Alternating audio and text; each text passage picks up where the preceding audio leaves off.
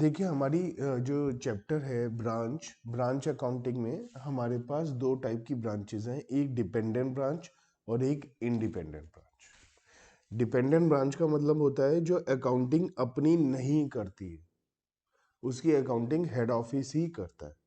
और independent branch वो होती है जो अपनी अकाउंटिंग खुद करती है।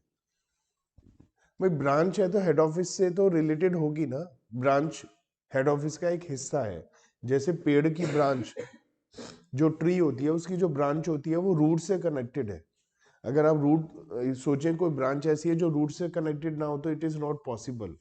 तो ऐसे ही हेड ऑफिस से कनेक्टेड है ब्रांच। तो यहाँ इंडिपेंडेंट का सेंस ये है कि वो अकाउंटिंग के लिहाज से, अकाउंटिंग के मतलब से इंडिपेंडेंट है। तो अकाउंटिंग के लिहाज से इंडिपेंडेंट है तो उसमें अकाउंटिंग कैसे होगी। Independent means branch full accounting system maintain करती है अपने पास। Branches keeping complete accounts.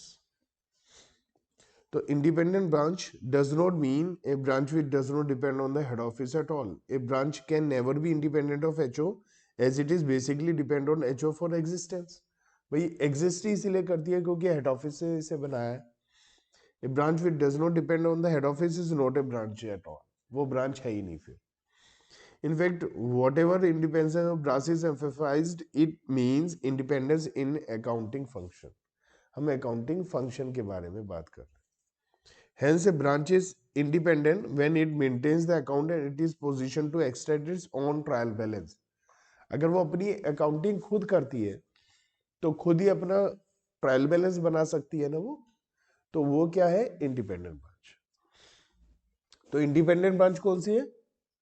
जो अपना ट्रायल बैलेंस खुद बना सकती है, अपनी अकाउंटिंग खुद करती है, वो क्या है, independent branch. In case of independent branches, both the branch as well as head office maintain their books. Head office अपनी accounting करेगा, branch अपनी accounting करेगा. This leads to generation of trial balance in both of the books. दोनों में हमारा trial balance बन जाएगा. Since the branch maintains its own trial balance, it can independently calculate its result as well as make its own balance sheet. अपना trial balance है, अपना trading PNL बना सकते हैं, अपनी बैलेंस शीट बना सकते हैं. The accounts are maintained in the usual manner and both head office and branch maintain an account for other entry.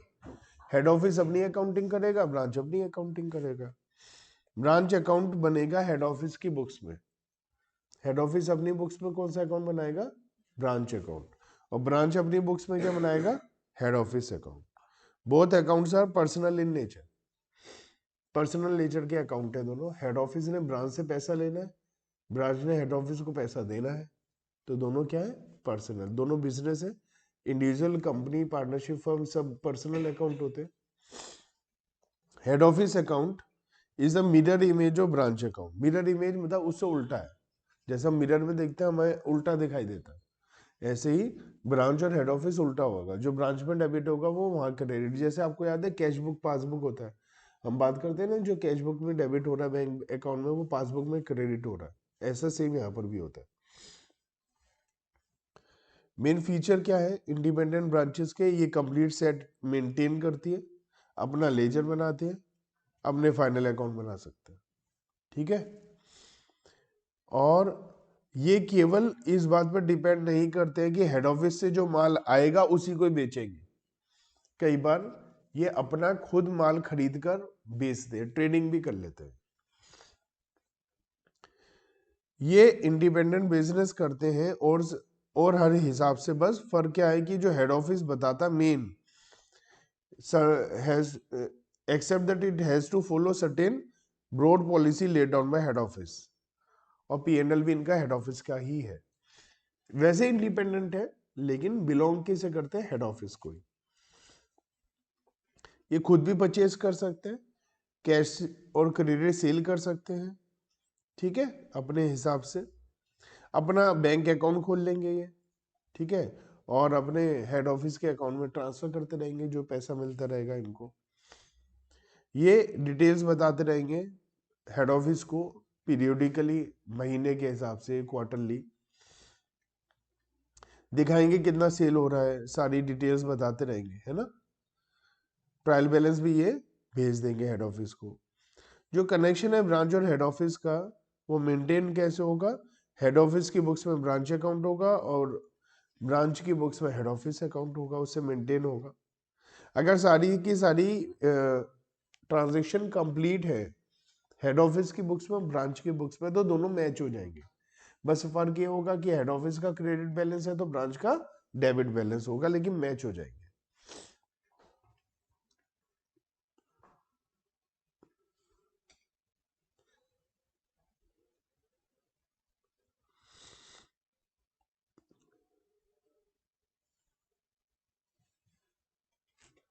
तो इंडिपेंडेंट ब्रांच में हमारी अकाउंटिंग कैसे होगी, हेड ऑफिस अपनी बुक्स में क्या जनरल एंट्री बनाएगा और ब्रांच अपनी बुक्स में क्या जनरल एंट्री बनाएगा, वो हम लोग देखते हैं।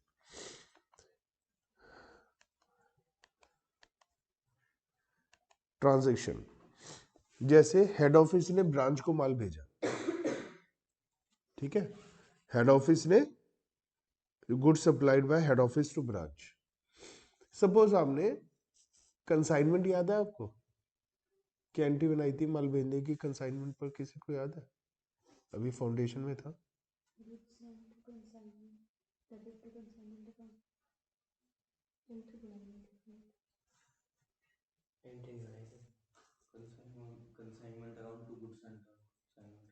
Consignment debit to goods and, ठीक है, कंसाइनमेंट के डेबिट में लिखा था। यहाँ ब्रांच है तो क्या एंट्री बनाओगे, कंसाइनमेंट का नाम चेंज करके ब्रांच कर दो। अरे अभी अभी आपने एक एंट्री बताई ना, उस एंट्री में जहां कंसाइनमेंट बोला उसकी जगह ब्रांच बोल दो, क्या होगा,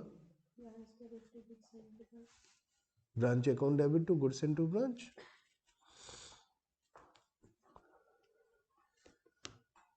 हेड ऑफिस ने ब्रांच को माल भेजा, ब्रांच एक पर्सनल नेचर का अकाउंट है, आपने रमेश को माल भेजा, रमेश टू सेल्स, माल बेचा तो रमेश टू सेल्स, सुरेश को माल बेचा, Suresh to sales.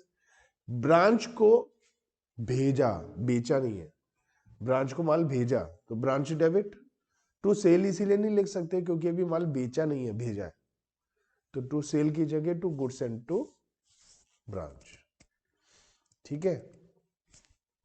Debit the receiver, branch debit हो गया। क्रेडिट व्हाट गोज आउट, हमने माल जा रहा है तो उसे क्रेडिट कर दिया।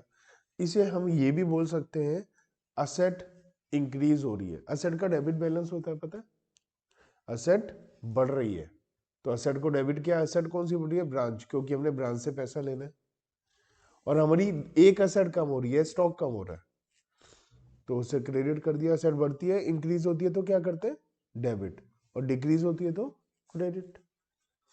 इस एंड में किसी को कोई टेंशन, ब्रांच क्या एंट्री बनाएगा, कोई आइडिया?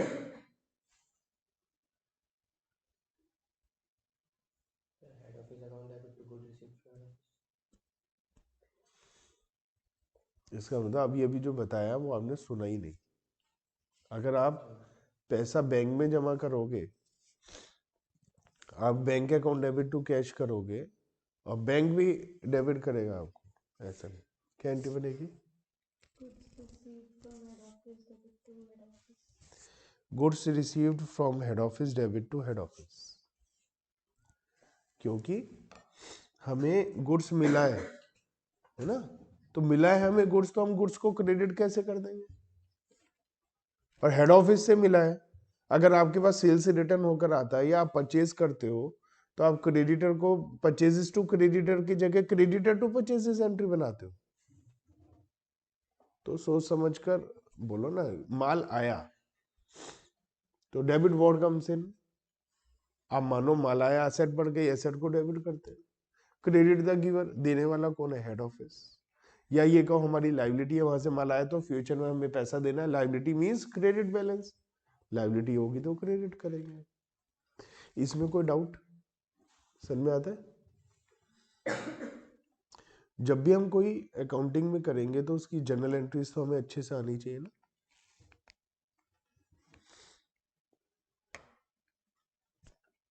हाँ जी। Goods return by branch to head office. ऐसा हो सकता है कि हेड ऑफिस से माल आए तो हम हेड ऑफिस को क्या करते हैं, वापस भी तो कर सकते हैं, तो क्या होगा? हाँ हाँ, हम रिवर्स एंट्री बना देंगे पिछली की। पीछे पहले एंट्री थी branch debit to goods and, अब क्या कर देंगे, goods return by branch debit to branch. ठीक है, हेड ऑफिस के बाद ब्रांच की बुक्स में क्या करेंगे हम, head office debit to goods return to head office. इसमें कोई टेंशन, सन में आता है।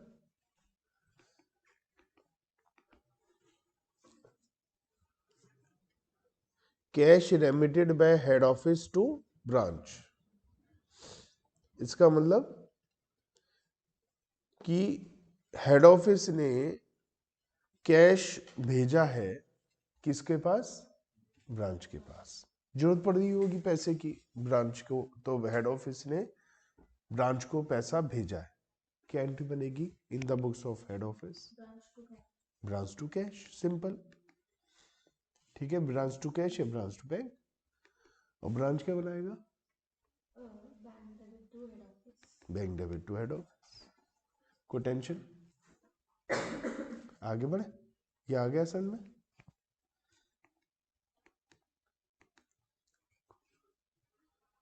कैश ब्रांच ने हेड ऑफिस को भेजा है, सेल होगी तो ब्रांच का पैसा क्या है, हेड ऑफिस का ही तो है, तो ब्रांच हेड ऑफिस को पैसा भेज देगा।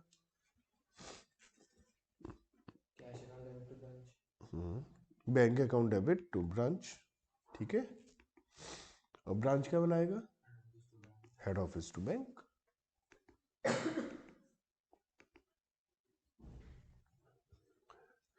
हेड ऑफिस के एक्सपेंसेस हैं, ठीक है, वो हेड ऑफिस जो अपने एक्सपेंसेस हैं वो ब्रांच से चार्ज कर रहा है। ब्रांच से चार्ज करने का मतलब,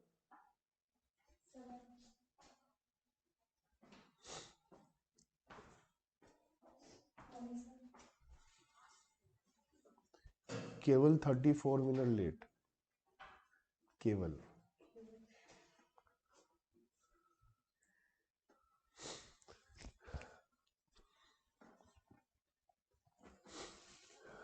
हम हेड ऑफिस और ब्रांच की बात कर रहे हैं, जस्ट लाइक हमने कंसाइनमेंट में पढ़ा था ना, थोड़ा सा वो है, लेकिन इंडिपेंडेंटली हेड ऑफिस और ब्रांच दोनों एंट्री बना रहे हैं। तो अभी आपको समझ में आ जाएगा 2 मिनट। हेड ऑफिस के कुछ एक्सपेंसेस हैं वो ब्रांच से चार्ज कर रहा है, मतलब खर्चा ऑलरेडी हो चुका है हेड ऑफिस का, लेकिन वो क्योंकि ब्रांच को बिलोंग करता था तो वो हेड ऑफिस अब ये चाहता है कि ब्रांच से ये खर्चा वसूल करा जाए। तो थोड़ा सोच सकते हैं, खर्चा ऑलरेडी हो चुका है, एंट्री ऑलरेडी बन चुकी है एक्सपेंस की, अब हेड ऑफिस ये वाला एक्सपेंस ब्रांच से वसूल करना चाहता है, तो क्या एंट्री बनेगी,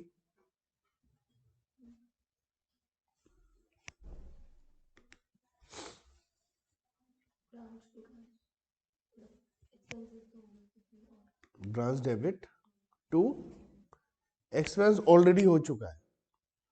तो जब एक्सपेंस हुआ होगा तब क्या किया होगा, क्या एंट्री बनाई होगी जब एक्सपेंस हुआ होगा, हाँ, लेकिन अब ये हमारा एक्सपेंस तो नहीं है, हमने तो ब्रांच से लेना है, तो एक्सपेंस को कम कर दे, तो क्या कर देंगे, हाँ, तो हम ब्रांच से पैसा लेंगे तो हम अपने एक्सपेंस को कम कर देंगे क्योंकि हमने ब्रांच से पैसा लेना है। ठीक है, और ब्रांच क्या करेगा, ब्रांच क्या करेगा,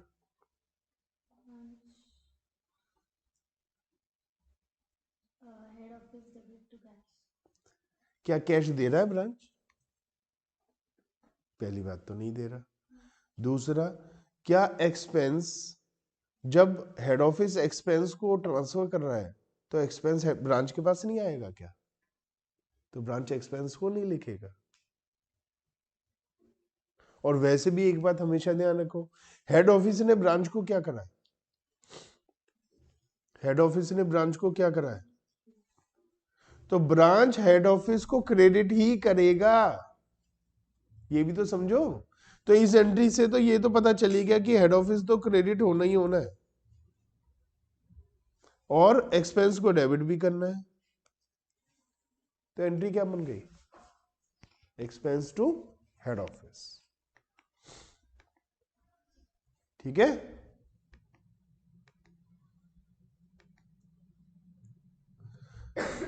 purchase of fixed asset, branch की फिक्स्ड एसेट को खरीदा गया है। If account of fixed asset of branch is maintained in the head office books. इसका मतलब यह है, कभी कभी क्या होता है, जो हेड ऑफिस है ना, वो अपने यहाँ ब्रांच का फिक्स्ड एसेट अकाउंट अपने यहाँ मेंटेन करता है। वो कहता है ब्रांच से आप अपनी बुक्स में फिक्स्ड एसेट अकाउंट नहीं खोलोगे, आपका फिक्स्ड एसेट अकाउंट हम ही खोलेंगे, क्योंकि फिक्स्ड एसेट में काफी हैवी अमाउंट होती है। तो ये कह रहे हैं वो हम कंट्रोल करेंगे उस पर। तो कौन बना रहा है, ब्रांच का फिक्स्ड एसेट अकाउंट कौन बना रहा है, हेड ऑफिस। पेमेंट किसने करी, ब्रांच ने। मतलब सिचुएशन ये है, हेड ऑफिस ने कहा ब्रांच से आप असेट खरीद लो, ब्रांच ने असेट खरीद ली, लेकिन उसका अकाउंट कौन मेंटेन करता है, हेड ऑफिस। ठीक है,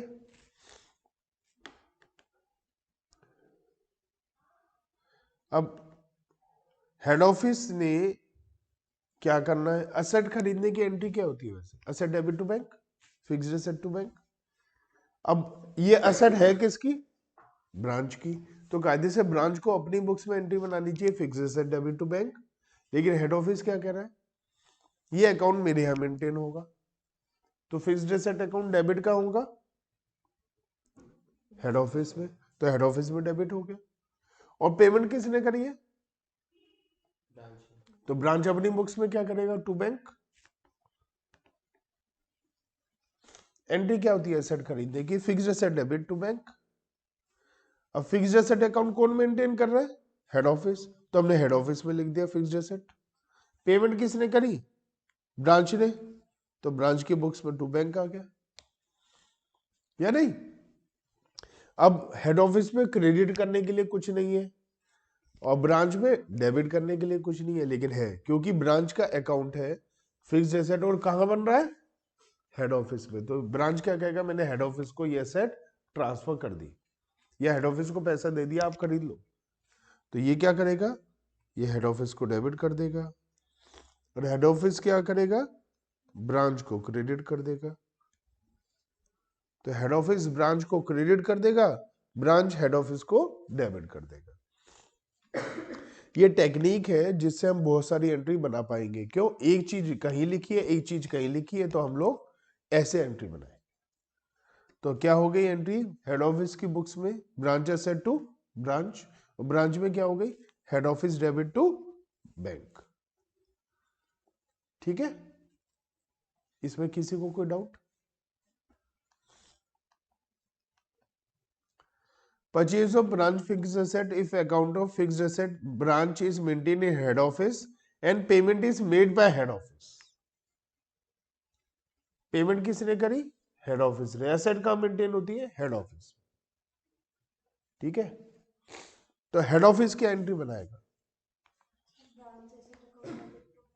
बिल्कुल सही बात है, branch asset debit to bank. ठीक है, ब्रांच क्या एंट्री बनाएगा,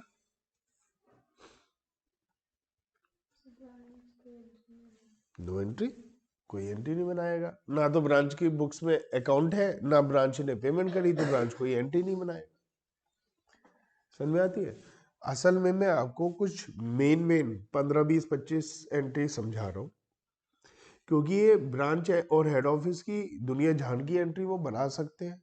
तो एक बार आपको जनरेट हो जाएगा ना दिमाग में कि एंट्री बनानी कैसे है, तो कोई भी न्यू ट्रांजेक्शन आएगी तो आप अपने आप एंट्री बना लोगे। ठीक है ना।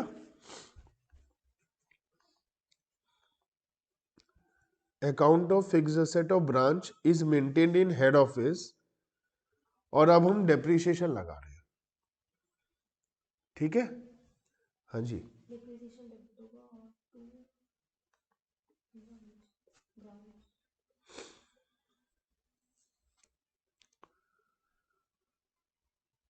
अच्छा मुझे एक बात बताओ, ये जो डेप्रिसिएशन है ये होता क्या है? Expense, income, profit, loss, asset, liability, क्या होता है डेप्रिसिएशन? किसका एक्सपेंस है ये? हेड ऑफिस का या ब्रांच का? तो ब्रांच अपने यहाँ एक्सपेंस डेप्रिसिएशन लिखेगा या हेड ऑफिस लिखेगा? हेड ऑफिस की बुक्स में क्या अकाउंट मेंटेन होता है? तो फिक्स्ड एसेट भी तो कम होता है। एंट्री नॉर्मल क्या एंट्री होती है डेप्रिसिएशन की, बताओ? टू। तो डेप्रिसिएशन कहां पर आना है? कहां पर? ब्रांच में, हेड ऑफिस में? और फिक्स्ड एसेट कहां आना है? तो हम ऐसे ही नहीं कर सकते। डेप्रिसिएशन आना है ब्रांच में, तो हमने डेप्रिसिएशन में ब्रांच में डेप्रिसिएशन डेबिट कर दिया। और फिक्स्ड एसेट आना है हेड ऑफिस में, तो हमने हेड ऑफिस में ब्रांच फिक्स्ड एसेट को क्रेडिट कर दिया। बात समझ में आती है? अब कहां से, अब कैसे एंट्री को कंप्लीट करूं, बताओ? और वहां पर बात समझ में आती है? मैं आपको सिखा रहा हूं एंट्री कैसे बनानी है। Purchase of branch fixed asset if account of fixed asset of branch is maintain in branch. Branch में ही मेंटेन होता है, हेड ऑफिस में मेंटेन नहीं होता। पेमेंट करिए ब्रांच ने, बताओ हेड ऑफिस में क्या एंट्री बनेगी? तो ब्रांच ने कर दिया, ब्रांच ने पेमेंट करी, तो सर हेड ऑफिस में तो कोई एंट्री नहीं होनी चाहिए। तो नहीं करते ब्रांच में, बताओ? तो ब्रांच में fixed assets account debit to cash. बताइए, कोई टेंशन?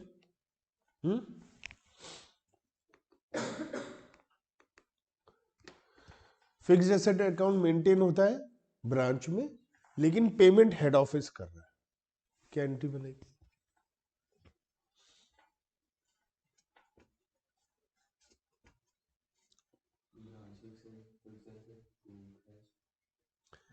एक बार हेडिंग में पढ़िए, व्हाइट कलर से क्या लिखा है? फिक्स्ड एसेट अकाउंट कहां पर मेंटेन होता है? तो आप हेड ऑफिस में फिक्स्ड एसेट कैसे लिख सकते हो? कैसे करोगे?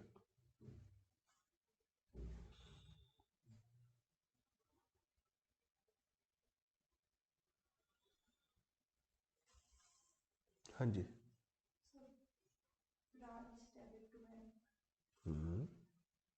और ब्रांच में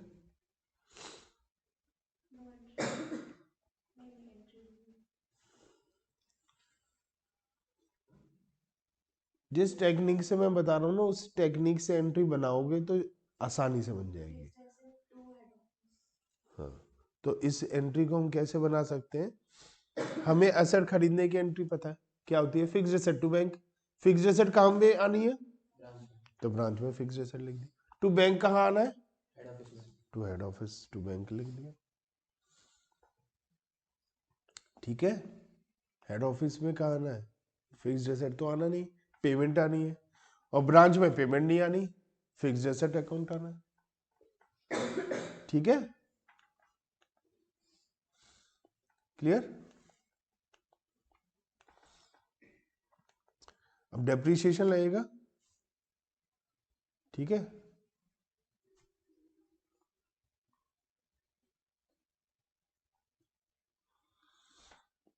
फिक्स्ड एसेट का अकाउंट ब्रांच में ही मेंटेन होता है और उस पर डेप्रिसिएशन लगाना है। हेड ऑफिस की बुक्स में क्या होगा? और ब्रांच की बुक्स में सिंपल। ठीक है, अब जो प्रॉफिट और लॉस निकल कर आएगा ब्रांच का, वो किसे बिलोंग करता है? हेड ऑफिस को। तो हम उसे ट्रांसफर कर देंगे हेड ऑफिस में। प्रॉफिट होगा तो वो ट्रांसफर होकर आएगा किसके पास? हेड ऑफिस के पास। हेड ऑफिस का प्रॉफिट बढ़ जाएगा ना, तो वो P&L को क्रेडिट कर देगा और डेबिट ब्रांच को कर देगा, ब्रांच से ले आ रहा है प्रॉफिट। और ब्रांच क्या करेगा? अपने प्रॉफिट एंड लॉस को, जैसे हम सोल प्रोप्राइटरशिप में प्रॉफिट एंड लॉस को कैपिटल अकाउंट में ट्रांसफर करते थे ना, और पार्टनरशिप फर्म में पार्टनर्स कैपिटल में। यहां पर कहां पर ट्रांसफर होगा? हेड ऑफिस की बुक्स में। ठीक है,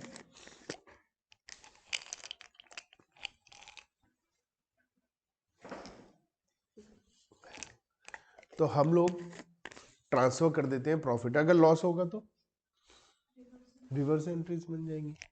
ठीक है, in case of loss reverse entries बन जाएंगी।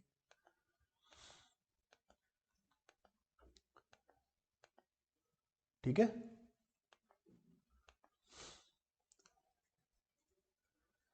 Goods and remittance in transit. देखिए, जब हम हेड ऑफिस एंट्री बना रहा है, ब्रांच को डेबिट कर रहा है, तो ब्रांच हेड ऑफिस को क्रेडिट कर रहा है। अगर हेड ऑफिस ब्रांच को क्रेडिट कर रहा है तो ब्रांच हेड ऑफिस को डेबिट कर रहा है। हेड ऑफिस ब्रांच को माल भेज रहा है, ब्रांच के पास माल आ रहा है, आपस में सारी ट्रांजैक्शन हो रही है। अब क्या होगा? At the end head office और ब्रांच का बैलेंस मैच हो जाएगा। अगर नहीं होगा तो बीआरएस की तरह हमें देखना है कि क्यों मैच नहीं हो रहा है। क्यों नहीं मैच होगा? उसके दो ही रीजन हो सकते हैं ज्यादातर, मतलब 99% दो रीजन। पहला रीजन, हेड ऑफिस ने माल भेजा, ब्रांच को अभी माल मिला नहीं। हेड ऑफिस ने माल भेजने की एंट्री बना दी, क्या? Branch debit to goods and. Branch ने अभी एंट्री नहीं बनाई, goods receive from head office to head office, तो ब्रांच का बैलेंस और हेड ऑफिस का बैलेंस मैच नहीं होगा। वाइसी वर्सा हो सकता है रिवर्स केस, कि ब्रांच ने हेड ऑफिस को रिटर्न करा है, ब्रांच ने एंट्री बना दी, लेकिन अभी हेड ऑफिस को नहीं मिला, ईयर एंड हो गया। जैसे 28 मार्च को माल भेजा, 31 मार्च को ईयर एंड हो गया, मार्च मिला 2 अप्रैल को, उस केस में। दूसरा, एक तो माल का, दूसरा कैश। ब्रांच ने हेड ऑफिस को कैश भेजा, ब्रांच ने एंट्री बना दी, अभी हेड ऑफिस के पास पैसा आया नहीं, मैच नहीं होगा। और वाइसी वर्सा, कि हेड ऑफिस ने माल भेजा, ब्रांच को नहीं मिला, ये कैश भेजा। तो ये हमारा goods and remittance in transit ये है। Head office account in the branch books and branch account in the head office book should have the same balance but on the opposite sides. ये बात समझ में आया? अब हमारे पास अकाउंटिंग के ट्रीटमेंट है अलग अलग। हमारे पास, अगर आप बीकॉम में बात करेंगे ना, बीकॉम में बुक्स में अलग लिखा है, अलग अलग ऑथर ने अलग अलग अकाउंटिंग करी है। उनका लॉजिक मैं समझाता हूं, और मैं कैसे करा रहा हूं मैं वो भी बताता हूं। नंबर 1 ऑप्शन है, head office should make the necessary adjustment entries because it is ultimately responsible for all items. कुछ लोग कहते हैं जी, मान लिया माल भेजा किसने? हेड ऑफिस ने, है ना? क्या एंट्री होती है माल भेजने की? हेड ऑफिस ने एंट्री बनाई, branch debit to goods and. क्या एंट्री बनाई? Branch debit to goods and. माल मिला नहीं, तो अभी तक रिस्क किसका है? माल चोरी हो जाए, आग लग जाए, रिस्क किसका है? Head office ultimately. तो गुड्स इन ट्रांजिट की एंट्री होती है goods in transit debit, asset है हमारी, तो ये एंट्री कौन बनाएगा? Head office. Goods in transit debit to branch, क्योंकि ब्रांच को खामका डेबिट कर दिया, अभी माल तो मिला नहीं उसे, ब्रांच हमें क्रेडिट करने को तैयार नहीं है, ब्रांच कह रहा हम तो नहीं बना रहे goods receive from head office, क्योंकि अभी तो माल ही नहीं आया। तो हेड ऑफिस अपनी रिवर्स एंट्री बना देगा एक तरीके से, माल बनाए भेजने की एंट्री क्या बनाई? ब्रांच टू गुड्स एंड, उसकी reverse goods and to branch, लेकिन गुड्स एंड टू की जगह गुड्स इन ट्रांजिट रास्ते में। कुछ लोग कहते हैं ये, इवन वो ये कहते हैं पैसा भेजा ब्रांच ने, पैसा भेजा, ब्रांच ने क्या एंट्री बनाई होगी जब पैसा भेजा होगा? हेड ऑफिस टू कैश या बैंक। हेड ऑफिस को क्या बनानी चाहिए? बैंक डेबिट टू ब्रांच, लेकिन अभी तक माल मिला नहीं, तो ये कहते हैं क्योंकि हेड ऑफिस ही रेस्पॉन्सिबल है, हेड ऑफिस लिखेगा cash in transit account debit to branch. Method number 1 कहता है सारी जो भी एंट्री है डिफरेंस की हेड ऑफिस ही बनाएगा। ये ऑप्शन समझ में आता है आपको? सिंपल है अकाउंटिंग के लिहाज से कि सब कुछ एंट्री कौन बनाएगा? Head office. दूसरी प्रैक्टिस ये कहती है, principle of reconciling the incomplete account to complete account is that the expected receiver should make these entries. Head office ने माल भेजा, माल किसे नहीं मिला? ब्रांच को। ब्रांच बनाएगा goods in transit to head office. Complete हो गई जी एंट्री। हेड ऑफिस बना चुका है, माल भेजने की एंट्री ब्रांच ने नहीं बनाई, वो बनाएगा। ब्रांच ने हेड ऑफिस को कैश भेजा, ब्रांच ने एंट्री बनाई हेड ऑफिस टू कैश, माल पैसा रास्ते में, हेड ऑफिस एंट्री बनाएगा cash in transit debit to branch. ये मेथड समझ में आता है?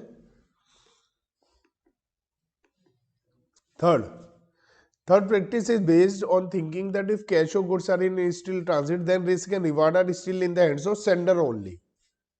हेड ऑफिस ने माल भेजा, रास्ते में है, तो अभी नुकसान होगा तो हेड ऑफिस का ही होगा, ब्रांच का आएगा भैया मेरा को माल ही नहीं आया। पैसा भेजा कैश ने, ब्रांच ने कैश भेजा, कैश नहीं मिला अभी हेड ऑफिस को, रास्ते में कहीं गड़बड़ हुई तो हेड ऑफिस कहेगा भैया पैसा तो भेजा ही नहीं तुमने। तो ये कह रहे हैं कि जो सेंडर है उसी का रिस्क रिवार्ड है।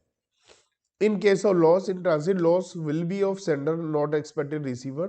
So reverse entry should be made by sender. मतलब माल भेजा है हेड ऑफिस ने, क्या एंट्री बनाई? ब्रांच टू गुड्स एंड, अभी नहीं मिला तो हेड ऑफिस ही एंट्री बनाएगा reverse, goods in transit to branch, क्योंकि उसने भेजा अभी वो तो मिला नहीं, तो हम ही रिवर्स एंट्री बनाएंगे। ब्रांच ने कैश भेजा नहीं मिला तो branch he cash in transit की एंट्री बनाएगा, जिसने भेजा वही एंट्री बनाएगा। ऑप्शन नंबर 3 समझ में आया? सबसे अच्छा क्या है, याद दिलाऊं दोबारा क्या था? पहला ऑप्शन था सारी की सारी एंट्री हेड ऑफिस ही बनाएगा। दूसरा ऑप्शन था जिसको मिलना है वो एंट्री बनाएगा। तीसरा ऑप्शन है जो भेज रहा है वो एंट्री बनाएगा। आपके हिसाब से कौन सा बढ़िया है हिसाब? नंबर 2। आपके हिसाब से? फर्स्ट वाला। आपके हिसाब से? भूल गए तो दोबारा बताऊं क्या क्या थे? हाँ, सेकंड या थर्ड, एक बताओ कोई। थर्ड। आपका? सेकंड। तो एक वोट आई फर्स्ट की, 2 वोट आई सेकंड की, 2 वोट आई थर्ड की। तो हम क्या करेंगे? हम मेथड 2 फॉलो करेंगे, केवल इसलिए क्योंकि सीए का स्टडी मटेरियल इसे फॉलो करता है। ठीक है, वरना तो जो बीकॉम में जैसे दिल्ली यूनिवर्सिटी में जेआर मोगा चलती है, तो उन्होंने मेथड 3 यूज कर रखा है। ठीक है ना? तो वैसे ज़्यादा मुझे ऐसा लगता है कि थर्ड मेथड ज़्यादा अच्छा है, क्योंकि जिसको माल मिल रहा है या कैश मिल रहा है वो एंट्री बना लेगा कि उसी के रास्ते में पैसा है या माल है। लेकिन सेकंड भी अच्छा है, मतलब दोनों ठीक है, अच्छे हैं। और फर्स्ट भी ठीक है कायदे से, क्योंकि हर चीज के लिए हेड ऑफिस ही रेस्पॉन्सिबल है, तो हेड ऑफिस ही बनाए हर चीज की एंट्री। तो मेथड तीनों अपनी अपनी जगह तीनों ही बढ़िया है। तो हम लोग नंबर 2 के हिसाब से चलेंगे। ठीक है,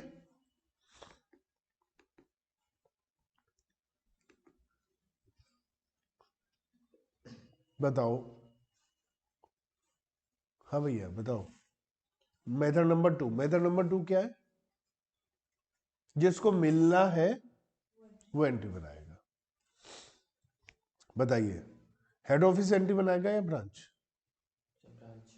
तो हेड ऑफिस की बुक्स में तो नो एंट्री कर दे। ब्रांच क्या बनाएगा?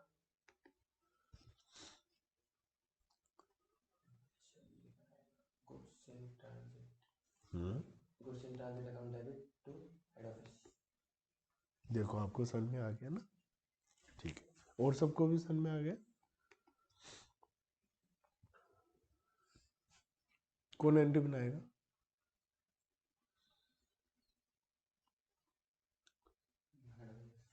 क्या?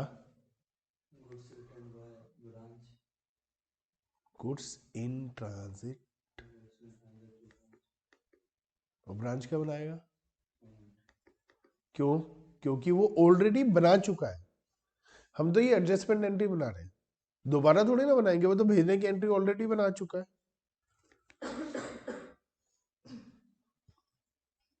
अब एक प्रॉब्लम आ गई।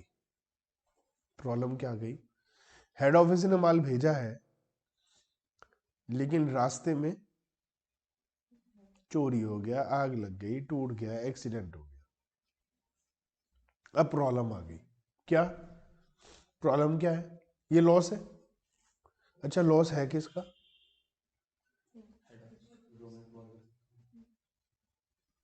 लॉस किसका है? हेड ऑफिस का लॉस है। तो एंट्री किसे बनानी चाहिए? तो हेड ऑफिस की एंट्री बनाएगा।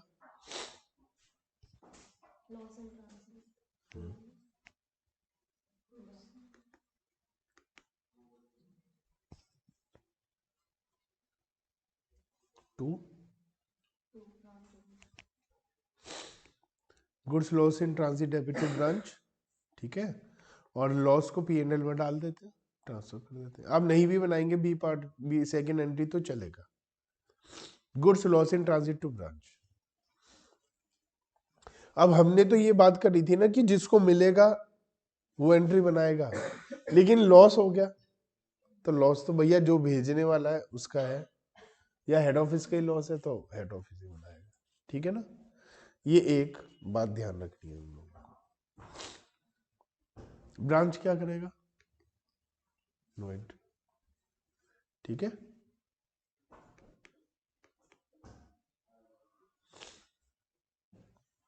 गुड्स सेंड बाय ब्रांच पर लॉस्ट इन ट्रांजिट, इसका नंबर है। आप सारी एंट्री बताओगे? हाँ जी।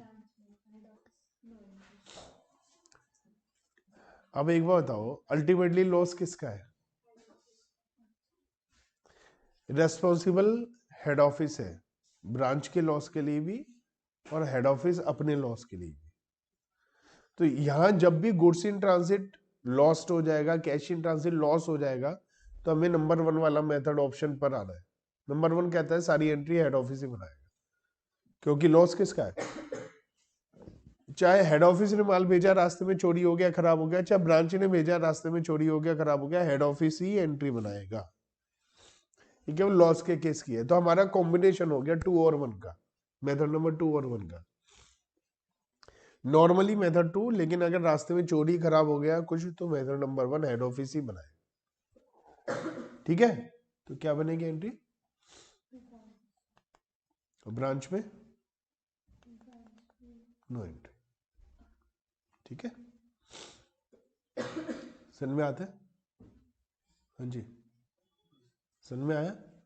इससे पहले हमने देखा था कि अगर हेड ऑफिस ने ब्रांच को भेजा तो भी हमने यही एंट्री बनाई थी हेड ऑफिस की बुक्स में, क्योंकि लॉस हेड ऑफिस का ही है। हाँ जी,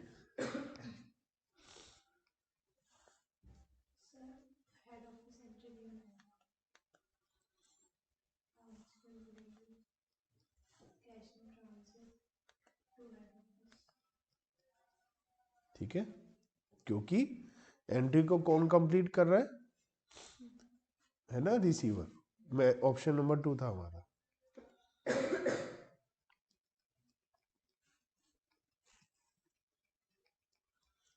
जब ब्रांच में तो कोई एंट्री नहीं है, हेड ऑफिस में भी cash in transit to branch. समझ में आएगा तुम्हें? तो ठीक है,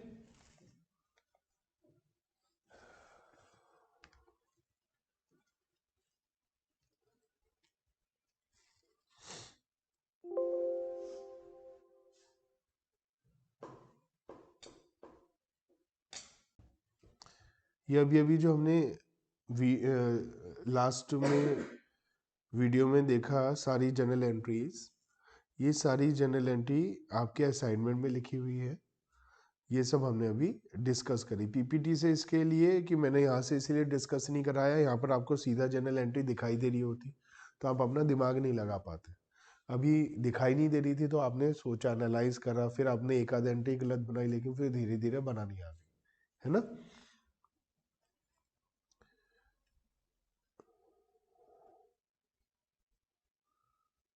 ये लिखा है goods and remittance in transit, 3 option है हमारे पास, है ना?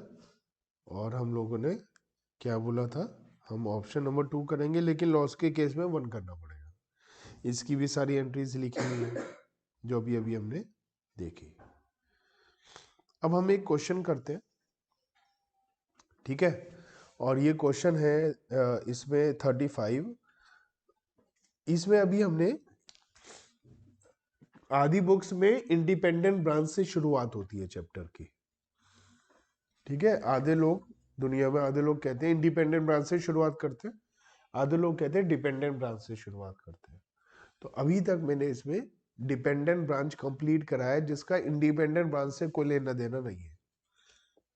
दैट्स वाई आपको जो मैंने आज बताया आपको सब समझ में आएगा कि इंडिपेंडेंट ब्रांच है, इसमें हमारा डिपेंडेंट ब्रांच से कोई लेना देना नहीं है, जो भी हमने अभी तक पढ़ा है उसमें। एक क्वेश्चन है 35, दिल्ली हेड ऑफिस है और इनकी 2 ब्रांचेस हैं। ब्रांच कहाँ का है? एक मेरठ में है और एक गाजियाबाद में, ठीक है। एक ब्रांच का है मेरठ में और एक गाजियाबाद में, और हेड ऑफिस का है दिल्ली में, ठीक है। ब्रांच कीप फुल अकाउंट्स, मतलब इंडिपेंडेंट ब्रांच है। इंडिपेंडेंट ब्रांच मीन्स जो अपनी अकाउंटिंग खुद करती है, और डिपेंडेंट वो जो अपनी अकाउंटिंग नहीं करती। On 31st March 2016, they prepared their accounts without taking into account the following. उन्होंने अपने अकाउंट बनाए, लेकिन कुछ चीजें छूट गई, कुछ चीजें रह गई।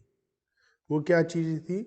Goods worth ₹2800 were sent by head office to Ghaziabad branch on 28th of March and received by the letter on 5th April.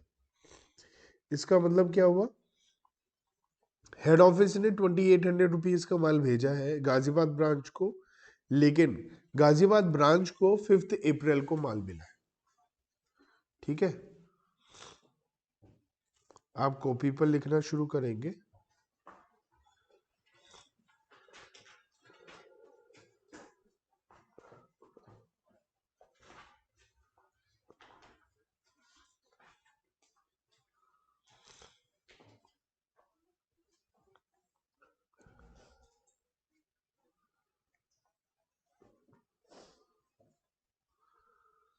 हमें पेज के 3 हिस्से करने हैं, 3 पार्ट करने हैं। फर्स्ट पार्ट हेड ऑफिस का, सेकंड पार्ट मेरठ ब्रांच का, और थर्ड पार्ट गाजियाबाद ब्रांच का।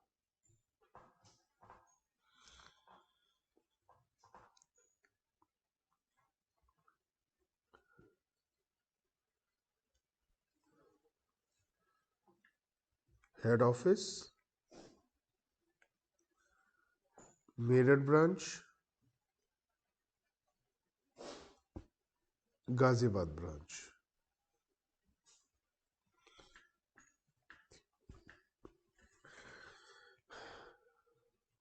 ठीक है। ट्रांजैक्शन क्या है कि ₹2800 का माल हेड ऑफिस ने भेजा है गाजियाबाद ब्रांच को, लेकिन गाजियाबाद ब्रांच को ये 5th अप्रैल को मिला है। हाँ जी, कौन एंट्री बनाएगा और क्या एंट्री बनाएगा? सर गाजियाबाद ब्रांच में होगी एंट्री, क्या? Goods in transit to head office. तो हम बनाते हैं गाजियाबाद ब्रांच में एंट्री। फर्स्ट यहाँ पर हम क्या कर देते हैं? डैश। हेड ऑफिस में मेरठ में भी डैश कर देते हैं, और गाजियाबाद में बन जाएगी क्या? Goods in transit account debit to head office. Narration लिख देंगे, मैं नरेशन नहीं लिख रहा हूं अभी। और ये है ₹2800, ठीक है। और ये एंट्री कब बनेगी? सारी एंट्री 31 मार्च को ही बनेगी, ठीक है। क्लियर? अच्छा, आप में से कोई ये भी बता सकता है कि जब 5th अप्रैल को माल मिलेगा गाजियाबाद ब्रांच को, हमसे पूछा नहीं है, मैं बस नॉलेज के लिए बता रहा हूं, जब गाजियाबाद ब्रांच को ये माल मिलेगा 5th अप्रैल को, तो गाजियाबाद ब्रांच क्या एंट्री बनाएगा? कोई भी बता दो। Goods receive from head office debit to goods in transit. ये गुड्स इन ट्रांजिट एक टेम्परेरी अकाउंट है बस, जो थोड़े समय के लिए हमने बनाया है। ये एंट्री समझ में आई? हमने केवल किस पे एंट्री बनाई? गाजियाबाद ब्रांच पे, क्योंकि मेथड नंबर 2 कहता है कि जिसको एंट्री माल नहीं मिला है वो ये एंट्री बनाएगा, ठीक है। सेकंड ट्रांजैक्शन पर आए। सेकंड ट्रांजैक्शन क्या है? सेकंड ट्रांजैक्शन है कि goods worth 4000 were send from Meerut to Ghaziabad on instruction from the head office. Meerut ने किसे माल भेजा है? गाजियाबाद ब्रांच को। आपको याद रखनी है एक बात हमेशा, मेरठ ब्रांच ने गाजियाबाद ब्रांच को माल भेजा है ना?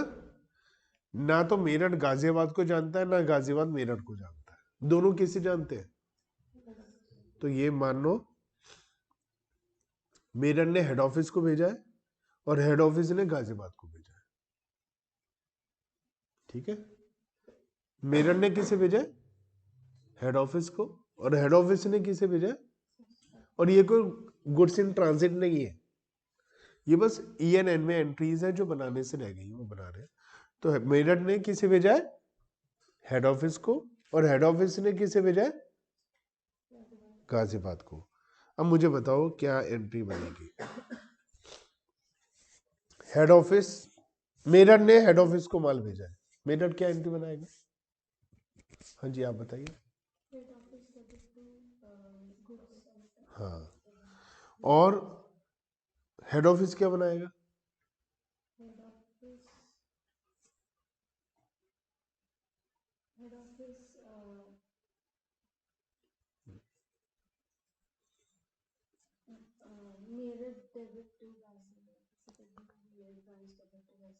चलो हमने सीधा कर दिया, लेकिन उसमें भी गड़बड़ हो गई। चलो मैं बताता हूँ हम क्या एज्यूम कर रहे हैं। पहले ये बताओ किसने किसे माल वापस करा है?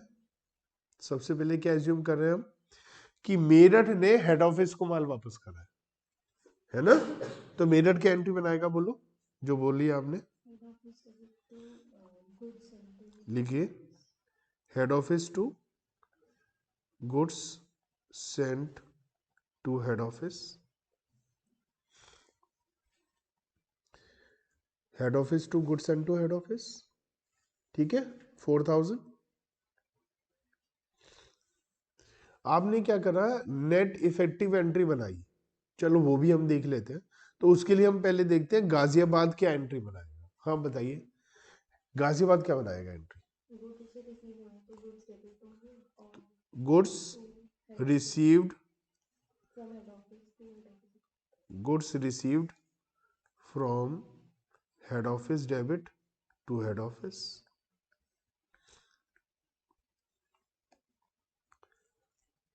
ठीक है। हेड ऑफिस के हम दो एंट्री भी बना सकते हैं, एक भी बना सकते हैं।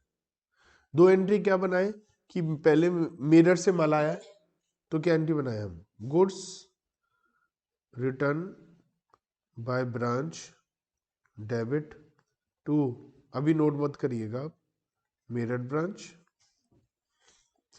फिर इन्होंने गाजियाबाद को भेजा है तो Ghaziabad branch debit to goods sent to branch. या तो ये दो एंट्री बनाइए, और अगर आप एक बनाना चाहते हैं तो गुड्स गुड्स से गुड्स कैंसिल हो जाएगा, तो एंट्री बनेगी Ghaziabad branch to Meerut branch. ये समझ में ना आए तो एक बात हमेशा ध्यान रखो, मेरठ ब्रांच ने हेड ऑफिस को क्या करा है, डेबिट। मेरठ ब्रांच ने हेड ऑफिस को क्या करा है, डेबिट। तो हेड ऑफिस मेरठ ब्रांच को क्रेडिट ही करेगा, ये बात ध्यान रखो, ठीक है। ऐसे ही गाजियाबाद ब्रांच ने हेड ऑफिस को क्रेडिट किया तो हेड ऑफिस गाजियाबाद को डेबिट ही करेगा। तो अब बताओ दो एंट्री बनानी है, एक एक, क्योंकि आप आलसी हैं, बिल्कुल एक ही एंट्री बनाना चाहते हैं। तो एक एंट्री क्या बनेगी हेड ऑफिस की बुक्स में, Ghaziabad branch debit to Meerut branch, 4000 रुपए। बात समझ में आती है? रटना कुछ भी नहीं है, क्योंकि रट के तुम जिंदगी में नहीं कर सकते, समझ के तो कर सकते हो, रट कर बिल्कुल भी नहीं कर सकते। क्लियर?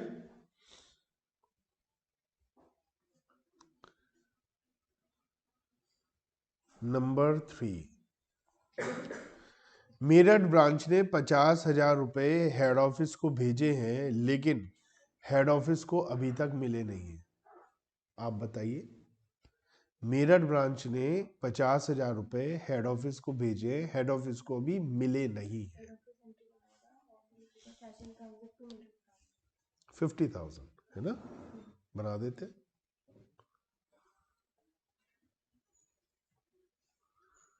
तो हेड ऑफिस एंट्री बनाएगा क्या, cash in transit account debit to Meerut branch 50,000, और ना तो मेरठ एंट्री बनाएगा ना गाजियाबाद एंट्री बनाएगा। समझ में आता है? क्लियर? चलो जी, अब आए हम फोर्थ एंट्री पर। फोर्थ पर मेरठ ब्रांच को 4,000 रुपए मिले हैं हेड ऑफिस के कस्टमर से। बताइए, एक नई एंट्री जो अब तक मैंने आपको नहीं बताई, ताकि आप लोगों को खुद भी एंट्री बनानी आनी चाहिए। मेरठ ब्रांच को हेड ऑफिस से 4,000 मिले, बताइए।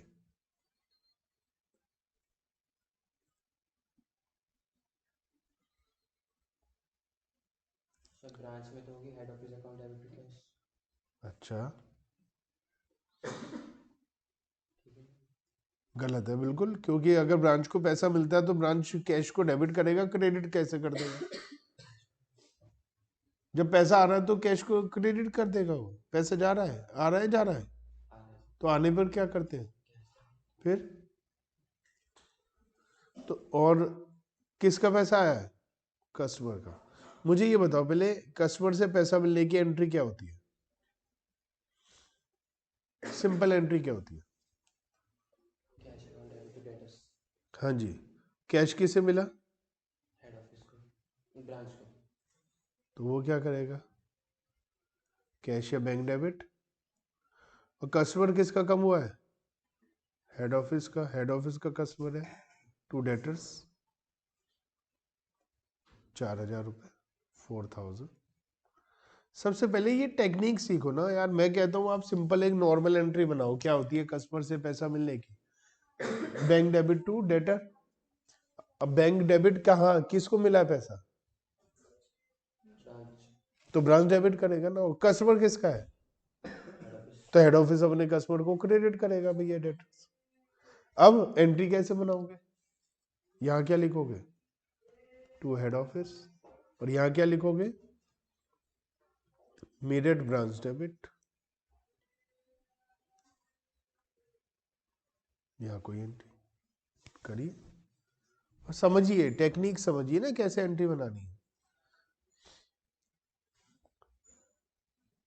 अगर आप मन में सोचोगे कि वो डेबिट होगा वो क्रेडिट हो, सीधा मेरठ ब्रांच टू डेटर बनाने की कोशिश करोगे तो प्रॉब्लम होगी। आप ऐसा बनाओ, बैंक कौन करेगा डेबिट और डेटर कौन क्रेडिट करेगा, है ना?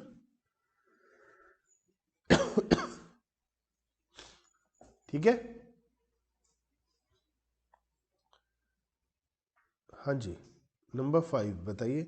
गाजियाबाद ब्रांच ने 8,000 रुपए की पेमेंट करी है वो वाले माल खरीदने की जो माल खरीदा है हेड ऑफिस ने।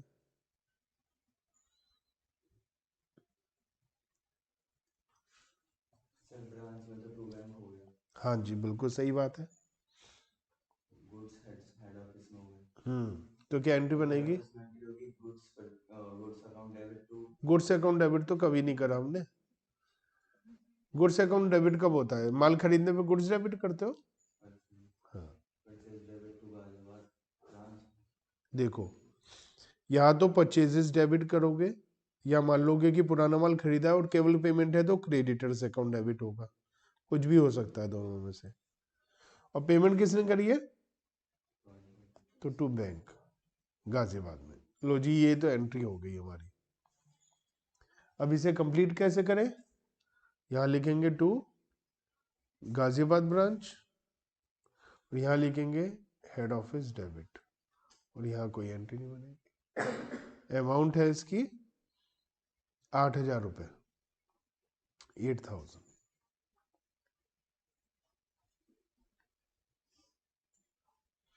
ठीक।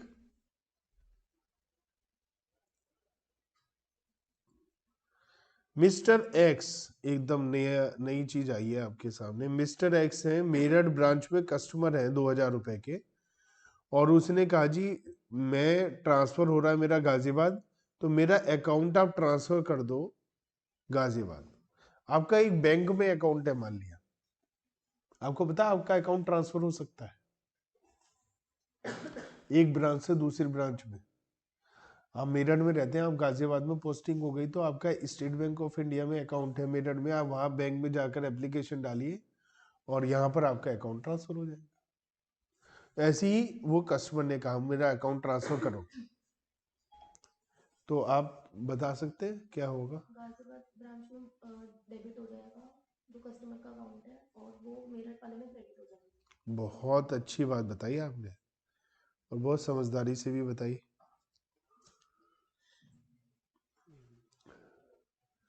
तो यहाँ पर हमें समझना है कि गाजियाबाद में आ रहा है तो डेटर डेबिट हो जाएगा ना,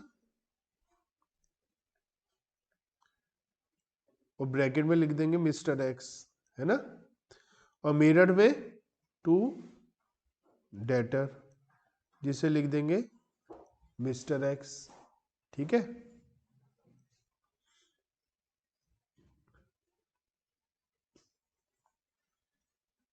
ठीक है।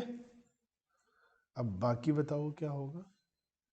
उसमें हो जाएगा गाजियाबाद ब्रांच में टू मेरठ ब्रांच, नहीं है। ये ब्रांच को नहीं जानते, क्यों? हजारों लाखों ब्रांच है, अब हजारों लाखों अकाउंट खुल जाएंगे सबके, इतना थोड़ी ना हम अफोर्ड कर पाएंगे। टू हेड ऑफिस, यहाँ पर head office debit. Head office में नो एंट्री या कोई एंट्री बनेगी?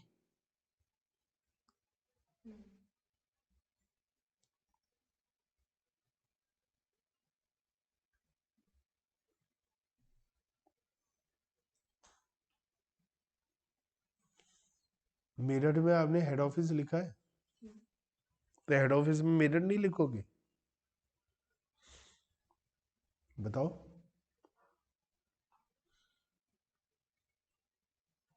डेटर ही डेबिट होगा, डेटर डेटर किसका है? गाजियाबाद। आप दो एंट्री बनाना चाहती हैं या एक एंट्री? आप दो एंट्री बनाना चाहती हैं या एक एंट्री बनाना चाहती हैं?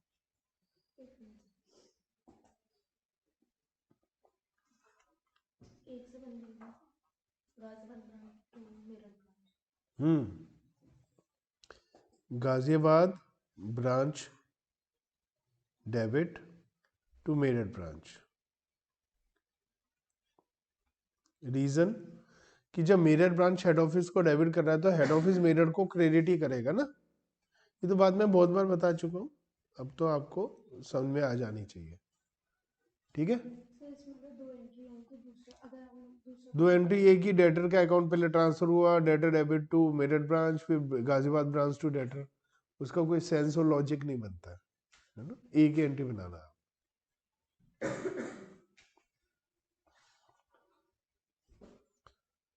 Meerut branch received 3000 as dividend from company on behalf of head office। Meerut branch को 3000 रुपए का डिविडेंड मिला है हेड ऑफिस के बिहाफ पर। हाँ जी, सर मेरठ ब्रांच में तो कैश रिसीव हुआ है ना सर, ये बैंक डिविडेंड घर पे आकर कैश में देकर जाएंगे वो। हाँ, बैंक ब्रांच मेरठ ब्रांच में तो बैंक डेबिट होगा, और सर हेड ऑफिस में जो है डिविडेंड हाँ, डेबिट होगा, डिविडेंड डेबिट। सब कुछ डेबिट कर दो, क्रेडिट कुछ मत करो। बैंक डेबिट होगा, और हेड ऑफिस में भाई एक डेबिट हो रहा तो क्रेडिट ही करोगे, और क्या करोगे, इतना क्या सोच रहे हो? Dividend credit. Bank account debit to dividend होती है, इनकम को क्रेडिट करते हैं, और क्या करते हैं टू डिविडेंड। ये एंट्री बनेगी या नहीं? Bank account debit to dividend, ये तो कोई एंट्री नहीं, कोई लेना देना नहीं इनका। ये क्या कर देगा, और ये क्या कर देगा?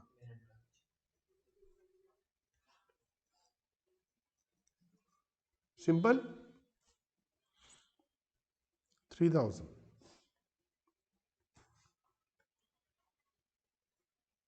ठीक।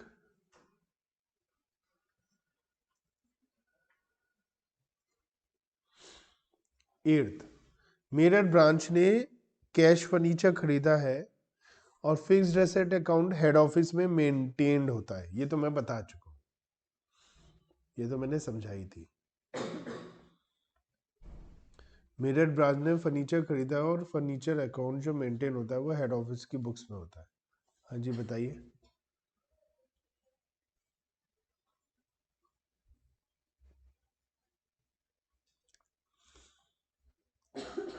हेड ऑफिस में तो होगा ब्रांच अकाउंट, नहीं, asset account to branch, Meerut branch, तो मेरठ ब्रांच में होगा head office to bank. Asset खरीदने की एंट्री होती है asset to bank, asset account head office में मेंटेन होता है। तो मेरठ ब्रांच असेट या furniture debit to Meerut branch 2000। ठीक है। और मेरठ ब्रांच में क्या हो जाएगी, head office debit to bank, इन्होंने पेमेंट करी है। गाजियाबाद ब्रांच में कुछ भी नहीं होगा। ठीक है, समझ में आता है। डेप्रीशिएशन है 200 रुपए का इसी फर्नीचर पर, इसी फर्नीचर पर 200 रुपए का डेप्रीशिएशन है। राधिका क्या होगा? सर हेड ऑफिस में बनेगी डेप्रिसिएशन तो सत्यानाश, सत्यानाश मार दिया तुमने सर ऐसे किसका है? मेरठ ब्रांच का। हाँ। तो मेरे ब्रांच में होगा डेप्रिसिएशन अकाउंट डेबिट और हेड ऑफिस में टू फर्नीचर। टू मेरठ मेरे ब्रांच में ब्रांच फर्नीचर। और इधर मेरे ब्रांच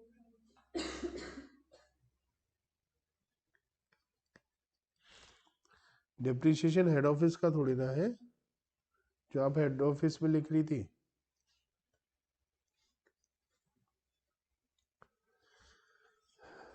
ठीक है। For the year Meerut branch को 2500 रुपए का लॉस हुआ, लॉस हुआ मेरठ ब्रांच को 2500 रुपए का, और गाजियाबाद ब्रांच को 10,800 रुपए का प्रॉफिट हुआ। बताओ, मेरठ ब्रांच को लॉस हुआ तो क्या एंट्री बनेगी?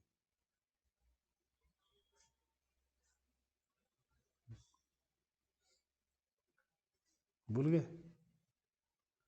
सोचो, कई बार भूलने के बाद है ना, दिमाग लगाने से हो जाता है, दिमाग मारना पड़ता है।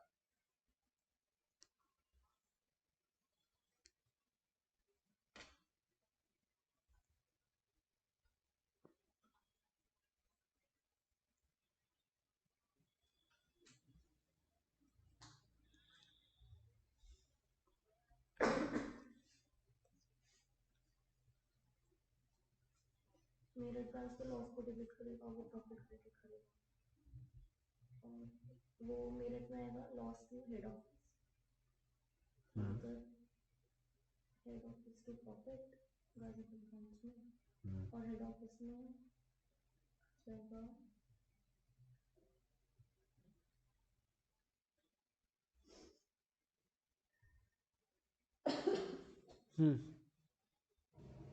सर जो मेरठ ब्रांच है वो तो लॉस को डेबिट करेगा, तो sir general PNL account debit to head office. और सर जो गाजियाबाद ब्रांच है वो प्रॉफिट को क्रेडिट करेगा, तो वो head office account debit to general PNL. इन दोनों की एंट्री तो वहाँ पर होगी।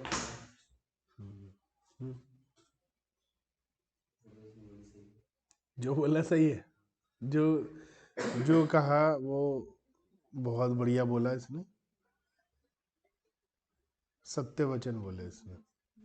हाँ जी, सही बोला, सबने गलत बोला। अच्छा मुझे बताओ, प्रॉफिट को हम कहाँ ट्रांसफर करते हैं नॉर्मल केस में? है कैपिटल अकाउंट में,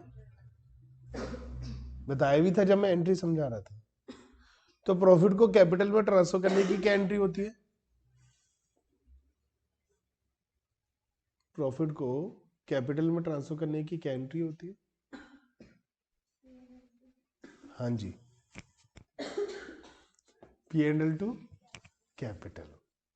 प्रॉफिट की एंट्री क्या होती है ट्रांसफर करने की? P&L to capital. Profit branch को, गाजियाबाद ब्रांच को हुआ है, तो P&L account debit to head office.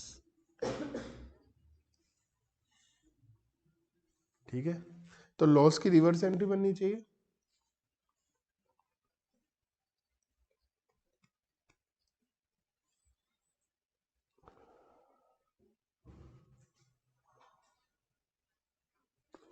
$2500। ठीक है,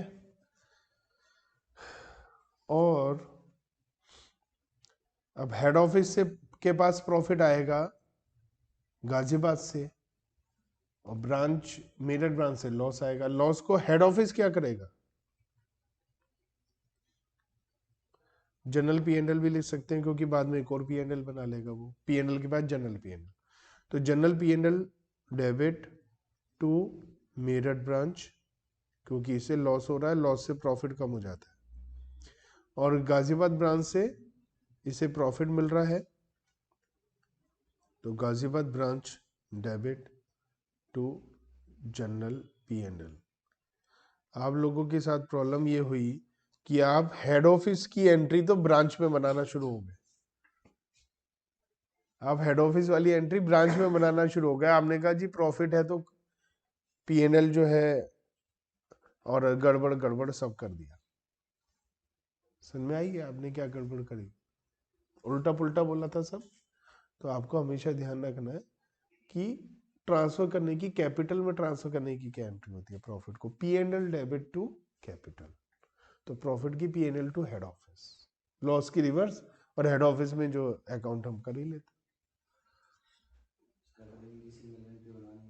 सिंगल एंट्री नहीं बनाएंगे, क्योंकि ये सिंगल एंट्री तब होती है जब हेड ऑफिस का ऐसा है कि मेरठ ब्रांच गाजियाबाद से कोई ट्रांजैक्शन कर रहा है, उसकी तो हम सिंगल एंट्री बनाए।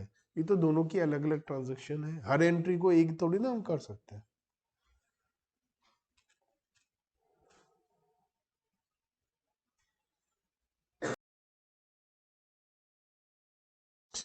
क्वेश्चन नंबर 36, इसमें हमसे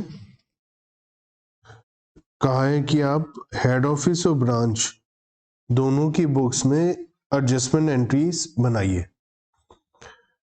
तो हम लोग हेड ऑफिस की बुक्स और ब्रांच की बुक्स दोनों में एंट्रीज बना लेते हैं।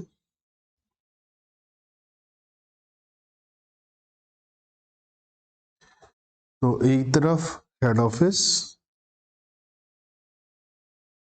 और एक तरफ ब्रांच। सबसे पहले लिखा है goods worth 1000 were purchase by branch but payment made by head office. The head office has debited its own purchase account by the amount. देखिए पहली बात तो ये कि जो पेमेंट है वो ब्रांच ने करी है, हेड ऑफिस ने करी है, लेकिन माल खरीदा है ब्रांच ने। तो कायदे से एंट्री क्या होनी चाहिए थी? ब्रांच की बुक्स में परचेजेस आना चाहिए था और पेमेंट आनी चाहिए थी हेड ऑफिस की बुक्स में, है ना। लेकिन यहां पर लिखा है कि कुछ गड़बड़ हो गई है, हेड ऑफिस ने गलती से अपने परचेजेस अकाउंट को डेबिट कर दिया। तो जब एंट्री बनाई होगी, हेड ऑफिस ने क्या एंट्री बना दी? Purchases debit to bank. लेकिन बनानी क्या चाहिए थी? Branch debit to bank. तो अब हमने जो गलती से परचेजेस डेबिट कर दिया है उसे क्रेडिट कर देते हैं, और जो ब्रांच को डेबिट नहीं किया है वो अब डेबिट कर देते हैं। तो branch account debit to purchases entry बन जाएगी। एक एंट्री तो ये हो जाएगी, और हम साथ में देखेंगे कि ब्रांच ने एंट्री बना दी है या नहीं।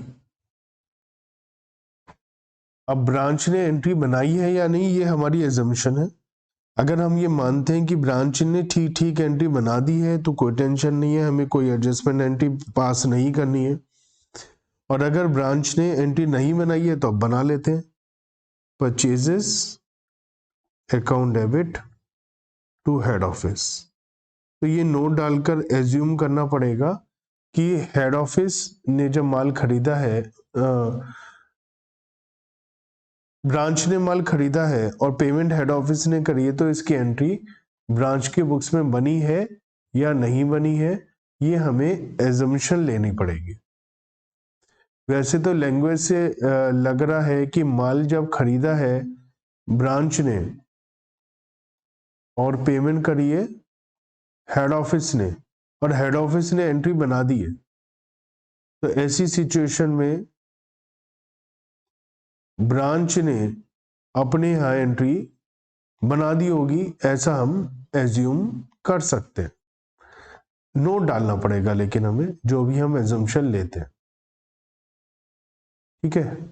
तो हम लोगों ने सपोज ये सोच लिया कि ब्रांच ने अपने यहाँ एंट्री नहीं बनाई थी, तो ये सिचुएशन हो गई। सेकंड पार्ट, बी पार्ट के लिए ब्रांच ने 3,000 रुपए दिए हैं सैलरी के हेड ऑफिस के ऑफिशियल को, लेकिन उन्होंने अपनी सैलरी को गलती से डेबिट कर दिया है, ठीक है ना। तो हम हर जगह एजम्पशन ले रहे हैं, लास्ट में एक नोट डाल देंगे कि हमने ये एजम्पशन ले रहे हैं कि इस एडजस्टमेंट से रिलेटेड दूसरे ने भी एंट्री नहीं बनाई है, तो हम सब एडजस्टमेंट कर रहे हैं। जैसे कि ब्रांच ने पेमेंट करी 3,000 रुपए की और उन्होंने अपनी ही सैलरी को डेबिट कर दिया, जबकि सैलरी थी हेड ऑफिस की, तो कायदे से इसकी एंट्री हेड ऑफिस में बननी चाहिए थी, सैलरी डेबिट टू ब्रांच, और ब्रांच में बननी चाहिए थी हेड ऑफिस टू बैंक। ये एंट्री बननी चाहिए थी। भाई एंट्री है सैलरी टू बैंक, तो सैलरी है हेड ऑफिस की और ब्रांच की पेमेंट है, लेकिन लिखा है ब्रांच ने गलती से हेड ऑफिस की जगह सैलरी को डेबिट कर दिया। बैंक को क्रेडिट कर चुके हैं ये ऑलरेडी, तो अब हम ठीक करने के लिए क्या करेंगे, अब हम ठीक करने के लिए यहां पर हेड ऑफिस को डेबिट कर देंगे जो नहीं किया है, और जो सैलरी को गलती से डेबिट कर दिया है उसे अब हम क्रेडिट कर देंगे, ताकि हमारी करेक्ट एंट्री बन जाए। एंट्री है 3,000, दोबारा से समझ लीजिए, इसकी कायदे से एंट्री बननी चाहिए थी हेड ऑफिस में सैलरी टू ब्रांच, और ब्रांच में बननी चाहिए थी हेड ऑफिस टू बैंक, लेकिन क्वेश्चन में बोल रखा है कि इन्होंने हेड ऑफिस की जगह सैलरी को डेबिट कर दिया, इसका मतलब टू बैंक, बैंक की एंट्री बन चुकी है ब्रांच के बुक्स में, तो इन्होंने गलती से सैलरी को डेबिट कर दिया, तो अब हमने सैलरी क्रेडिट कर दिया, और हेड ऑफिस को डेबिट नहीं किया तो अब हमने हेड ऑफिस को डेबिट कर दिया। सी से रिलेटेड हम एंट्री बना लेते हैं।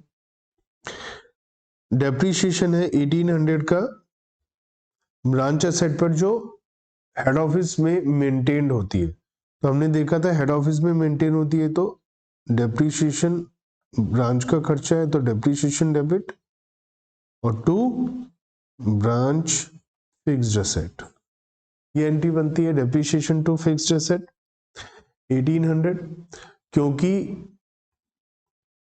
हमारा fixed asset account head office की बुक्स में है, तो फिक्स्ड एसेट तो हेड ऑफिस में ही रिड्यूस करनी पड़ेंगी, तो डेबिट कर देंगे हेड ऑफिस की बुक्स में ब्रांच अकाउंट को, और ब्रांच की बुक्स में हेड ऑफिस को क्रेडिट कर देंगे। डी, 800 रुपए का एक्सपेंसेस चार्ज किया है हेड ऑफिस ने ब्रांच से, तो एडजस्टमेंट एंट्री बनानी है, 800 रुपए का खर्चा है जो चार्ज करना चाहते हैं ये, तो ब्रांच से चार्ज करना चाहते हैं तो ब्रांच डेबिट टू एक्सपेंसेस, और ये लिख लेंगे expenses account debit to head office 800 rupees.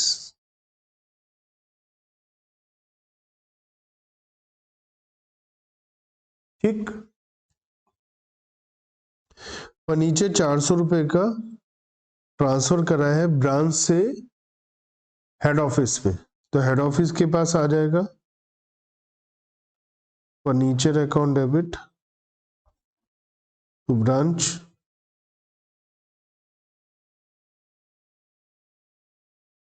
यहाँ head office debit to furniture.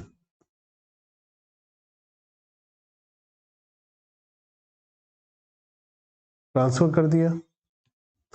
300 रुपए कॉल्स इन एरियर था, arrear of call money was received by the branch from share holder, लेकिन हमारे को अभी तक कम्युनिकेट नहीं किया गया है। तो यहाँ अगर हम ये सोचें कि ये एंट्री बना चुकी है ब्रांच, तो यहाँ कोई एंट्री नहीं बनेगी, क्योंकि वहां लिखा है कि रिसीव्ड हो चुका है ब्रांच ने, लेकिन कम्युनिकेट नहीं करा, तो ब्रांच तो एंट्री बना चुका होगा, ब्रांच दोबारा तो नहीं बनाएगा। और यहाँ पर आ जाएगा bank debit to share final call, या कॉल्स इन एरियर होना चाहिए था, लेकिन बैंक की जगह वो पैसा किसके पास गया, ब्रांच के पास। तो branch debit to calls in arrear 300। अगर ब्रांच ने भी एंट्री नहीं बनाई होती तो bank account debit to head office बना देता, लेकिन वो ऑलरेडी बना चुका है, तो इसलिए हमने दोबारा एंट्री नहीं बनाई।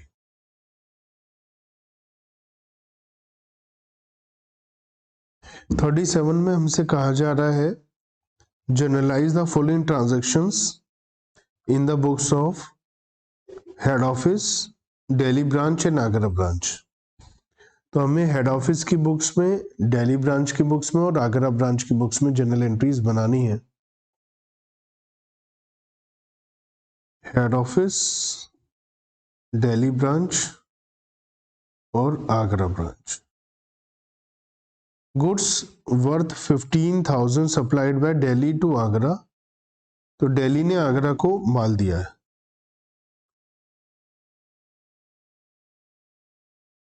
लेकिन हम हमेशा एज्यूम करेंगे कि किसी भी ब्रांच का आपस में कोई रिलेशन नहीं है, तो रूट है हेड ऑफिस का। अकाउंटिंग करते हुए एज्यूम करेंगे कि दिल्ली ब्रांच ने हेड ऑफिस को माल वापस किया है और हेड ऑफिस ने आगरा को माल भेजा है। तो दिल्ली ब्रांच अपने यहाँ जब एंट्री बनाएगा तो वही एज्यूम करेगा उन्होंने हेड ऑफिस को माल वापस किया है, तो एंट्री हो जाएगी head office debit to goods send to head office लिख सकते हैं, या goods return to head office लिख सकते हैं, रिटर्न टू हेड ऑफिस। और ये अमाउंट है 15,000। आगरा के पास माल आया है तो goods from head office debit to head office 15,000।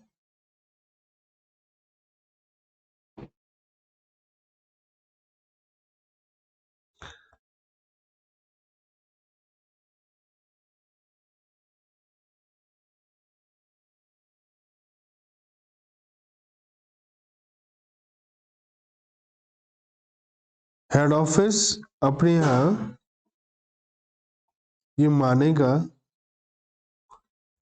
कि माल उसके पास आया है दिल्ली से और गया है आगरा के पास, तो दिल्ली से आया है तो goods from Delhi branch debit to Delhi branch. एक तो ये एंट्री हो जाएगी, माल वापस आया है 15,000 का और इन्होंने आगरा ब्रांच को भेजा है, तो Agra branch debit to goods send to branch. 15,000। तो कुल मिलाकर हेड ऑफिस अपने यहाँ 2 एंट्री बनाएगा, एक माल दिल्ली ब्रांच से वापस आने की और एक माल को आगरा भेजने के लिए एंट्री बनेगी, अलग अलग 2 एंट्री बनेगी। तो आपको सिंपल ये मानना है कि चाहे दिल्ली ने आगरा को सीधा माल भेजा है, लेकिन आपको ये एज्यूम करना है दिल्ली ने हेड ऑफिस को भेजा और हेड ऑफिस ने आगरा को भेजा। तो एक सिंपल एंट्री बन गई। नेक्स्ट है दिल्ली ब्रांच ने बिल लिखा है 4,000 रुपए का आगरा ब्रांच पर और आगरा ब्रांच ने उसे एक्सेप्ट कर लिया है। तो यहाँ पर अगेन हम ये एज्यूम करेंगे कि आपस में एक दूसरे से कोई रिलेशनशिप इनका नहीं है। तो जब दिल्ली ब्रांच ने बिल लिखा है तो दिल्ली ब्रांच में BR डेबिट हो जाएगा और किसके ऊपर लिखा हुआ माना जाएगा? ये हेड ऑफिस के ऊपर 4,000। आगरा ब्रांच के लिए ये बिल्स पेबल आया है हेड ऑफिस से, और मैंने आपको समझाया था कि अगर ब्रांच हेड ऑफिस को क्रेडिट करेगी तो हेड ऑफिस ब्रांच को डेबिट करेगा एंड वाइस वर्सा। तो दिल्ली ब्रांच ने हेड ऑफिस को क्रेडिट किया है तो हेड ऑफिस दिल्ली ब्रांच को डेबिट करेगा और आगरा ब्रांच को क्रेडिट करेगा। यही एंट्री हम फर्स्ट में भी कर सकते थे, बजाय 2 एंट्री बनाने के। हेड ऑफिस में जो हमने 2 एंट्री बनाई है उसकी जगह 1 एंट्री भी बना सकते थे। हम उसमें कह सकते थे कि भैया माल जो है वो आगरा ब्रांच के पास गया है तो आगरा से पैसे लेने हैं, तो Agra branch debit to Delhi branch. हम चाहते तो फर्स्ट केस में ये एंट्री बना सकते थे, बजाय हम 2 एंट्री बनाए। अब हम थर्ड सिचुएशन पर आते हैं, सी पार्ट पर। दिल्ली ब्रांच को 2,000 रुपए मिले हैं आगरा ब्रांच से। अगेन इनका एजम्पशन यही होगा कि हेड ऑफिस के थ्रू हुआ है सब कुछ। दिल्ली ब्रांच को पैसा मिला है तो ये मानेगा हेड ऑफिस से मिला है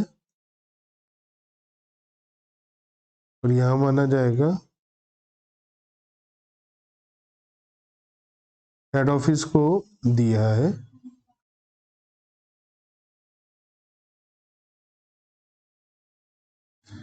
और हेड ऑफिस ब्रांच का अकाउंट बनाते ही है, जनरल एंट्री से पता चल जाएगा कि दिल्ली ब्रांच ने हेड ऑफिस को क्रेडिट किया है तो हेड ऑफिस दिल्ली ब्रांच को डेबिट करेगा। तो Delhi branch account debit to Agra branch 2,000। ठीक है। नेक्स्ट,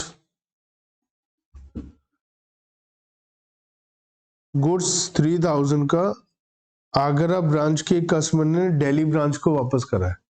तो आगरा मानेगा कि हेड ऑफिस को वापस करा है, दिल्ली भी मानेगा कि हेड ऑफिस से मिला है। तो 3,000 रुपए का माल कस्टमर है आगरा ब्रांच का, तो टू डेटर्स इनकी एंट्री होती है sales return debit to debtors, है ना। जो माल है वो वापस हुआ है हेड ऑफिस को। कितने का माल है ये? 3,000 रुपए का माल है। तो इनके डेटर्स तो कम हो ही जाएंगे और डेटर्स कम हो जाएंगे और ये पैसा इन्होंने किससे लेना है? हेड ऑफिस से। तो head office debit to debtors 3,000। ये पैसा दिल्ली ब्रांच को मिला है तो दिल्ली ब्रांच के पास तो पैसा आ गया है, माल आ गया है, और जब माल आ गया है तो ये मानेगा हेड ऑफिस से माल आया है। तो goods from head office debit to head office 3,000। ये एज्यूम करेगा कि इसके पास हेड ऑफिस से माल आ गया है और हेड ऑफिस वही दिल्ली ब्रांच ने हेड ऑफिस को क्रेडिट किया तो हेड ऑफिस दिल्ली ब्रांच को डेबिट कर लेगा और आगरा ब्रांच को क्रेडिट कर लेगा।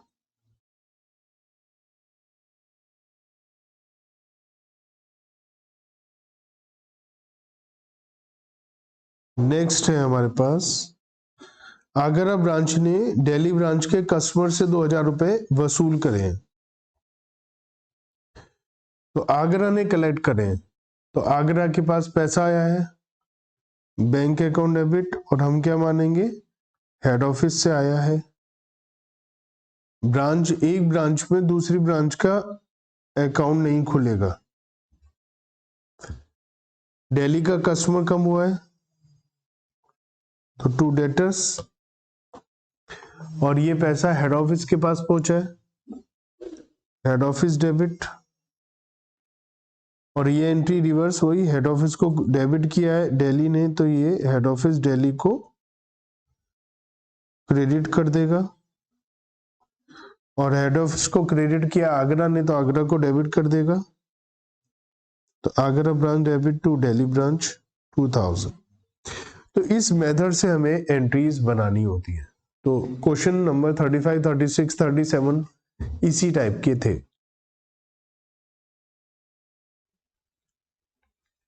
क्वेश्चन नंबर 38, अभी हमने जो क्वेश्चन कर रहे थे उसमें कोई एक आध ट्रांजैक्शन हो रही थी, बहुत ज्यादा ट्रांजैक्शन नहीं हो रही थी।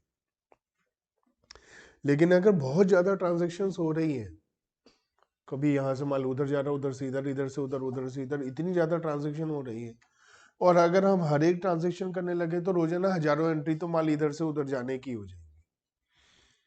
तो हम ऐसा नहीं करेंगे। हम क्या करेंगे, एक टेबल बनाएंगे और एक इफेक्टिव एंट्री हर रोज एक एंट्री, या एक महीने के बाद, या एक 15 दिन के बाद, हफ्ते के बाद, क्वार्टरली बेसिस पर, इस टाइप से हम कुछ एडजस्टमेंट कर लेंगे।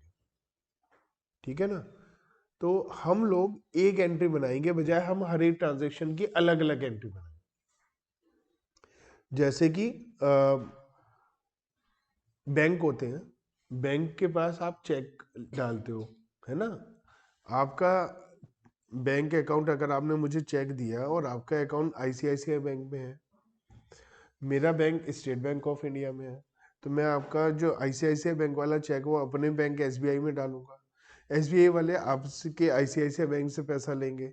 ऐसी लाखों ट्रांजैक्शन, करोड़ों ट्रांजैक्शन रोज हो रही है, एक अकाउंट से दूसरे में ट्रांसफर हो रहा है, ये हर एक की एंट्री अलग बनाएंगे तो लाखों एंट्री एक ही ब्रांच में बनेगी रोज। तो हम क्या करते हैं, एक इफेक्टिव एंट्री पास कर देते हैं। तो इफेक्टिव एंट्री पास करने से क्या होगा कि भीड़ नहीं मचेगी जनरल एंट्रीज में। इसके लिए जैसे ये एक ट्रांजैक्शन है अप्रैल की, तो हम पूरे महीने की एक एंट्री बना देंगे, बजाय हम पूरे महीने में 10-15 एंट्री बनाए। तो ये कैसे होगा, लिखा है देखो क्वेश्चन में कि ओ लिमिटेड की ब्रांच कहाँ का, दिल्ली, ये हेड ऑफिस है। हेड ऑफिस का है, और ब्रांच का है कलकत्ता, पटना, गुवाहाटी और कटक, 4 ब्रांच है ईस्टर्न जोन में। For the efficient and speedy disposal of goods, these branches are given power to enter into inter branch transaction under advice to the head office. ये एक दूसरी ब्रांच से ट्रांजैक्शन कर सकती है with advice to head office, मतलब बीच में हेड ऑफिस की तरफ से ही होगा जो होगा। मतलब जैसे हमने एक ब्रांच ने दूसरे को भेजा, वो माने कि हेड ऑफिस को ही भेजा। Following are inter branch transaction for the month of April, April के लिए हमें ट्रांजेक्शन दी है, और लास्ट में हमसे बोला गया है set out the general entry. क्या हेड ऑफिस पास करेगा, कौन सी डेट को, कौन सी डेट को, 30 अप्रैल। अप्रैल मतलब महीने के एंड में। Showing the working out of the net figure in tabular form, जो नेट फिगर आएगी उसे टेबल के थ्रू बताना है। अब ये कैसे होगा ये समझो। हमें क्या करना है बताओ, एक हमें टेबल बनानी है।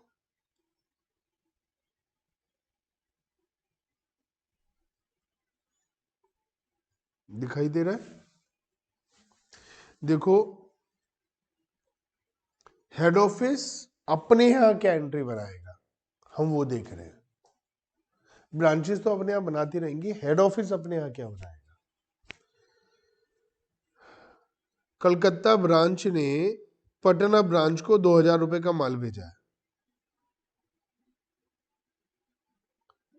कलकत्ता ब्रांच ने पटना ब्रांच को माल भेजा है। मैं क्या टेक्निक पर काम करता हूं मैं वो बताता हूं, हो सकता है आपको कोई और टेक्निक आ जाए अपने हिसाब से। मेरा मानना यह है कि हेड ऑफिस में एंट्री बनाने से अच्छा पहले मैं कलकत्ता में एंट्री बना लूं और उसकी रिवर्सल यहां हो जाएगी, क्योंकि ट्रांजैक्शन कलकत्ता कर रहा है तो हम कलकत्ता के हिसाब से एंट्री बनाना हमारे लिए आसान है। हेड ऑफिस के लिए तो उल्टी एंट्री बनेगी, उसमें हम गड़बड़ कर सकते हैं। कलकत्ता ने माल भेजा है पटना को, कलकत्ता क्या एंट्री बनाएगा। Patna account debit to head office account debit. Head office debit to goods sent, है ना। तो कलकत्ता ने हेड ऑफिस को क्या करा, तो हेड ऑफिस कलकत्ता को क्या करेगा, तो टू कलकत्ता ब्रांच। बस ये पता लगा लो एक बारी कि हेड ऑफिस कलकत्ता को क्या करेगा। और ये कैसे पता लगाया मैंने, पहले कलकत्ता में एंट्री बनाई फिर यहां बनाई, तो हेड ऑफिस कलकत्ता को क्या करेगा, क्रेडिट। ठीक है, फिर इन्होंने गुवाहाटी को भेजा फिर क्रेडिट करेगा, फिर इन्होंने कटक को भेजा फिर क्रेडिट करेगा। तो हेड ऑफिस इन तीनों अमाउंट से कलकत्ता को क्रेडिट करेगा 16,000 रुपए से। ठीक है, अब मुझे पता है कलकत्ता क्रेडिट होगा तो पटना डेबिट ही होगा, लेकिन ये तो रटने वाली बात हो गई, मैं समझा भी देता हूँ आपको। अब मैं पटना के हिसाब से एंट्री बनाता हूँ, सेंड गुड्स टू पटना, तो पटना के पास कलकत्ता से माल आया है, पटना क्या एंट्री बनाएगा। पटना के पास कलकत्ता से माल आया है तो पटना क्या एंट्री बनाएगा। बिल्कुल, तो ये हेड ऑफिस को क्या करेगा, क्रेडिट। तो हेड ऑफिस पटना को क्या करेगा, तो हेड ऑफिस ने पटना को डेबिट कर दिया, तो देखो पटना को डेबिट होगा।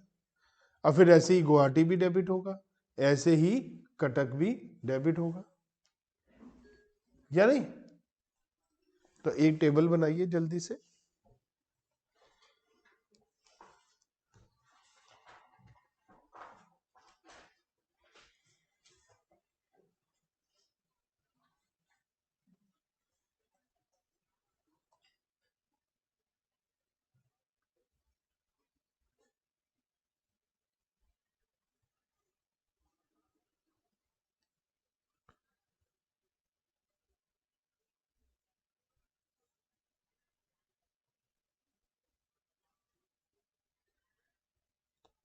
टेबल में पता है क्या क्या आएगा,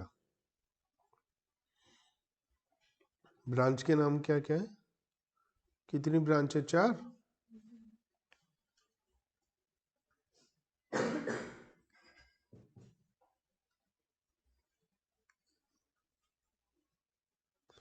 चार ब्रांचेस हैं और इन सब में क्या होगा,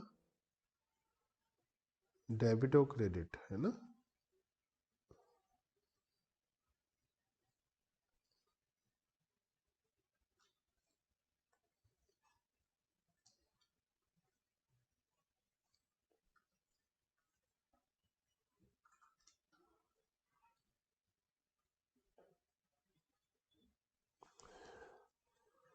तो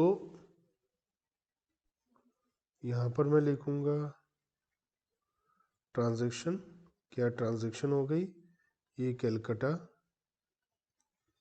और ये पटना और ये गुवाहाटी और ये कटक।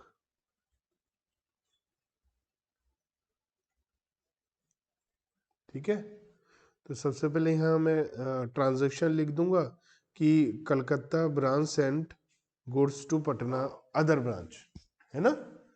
ऐसा लिख दूंगा, मैं वो लिख नहीं रहा यहाँ जगह की कमी की वजह से, या लिखूंगा तो बहुत छोटा हो जाएगा, अभी आपके पास असाइनमेंट है नहीं।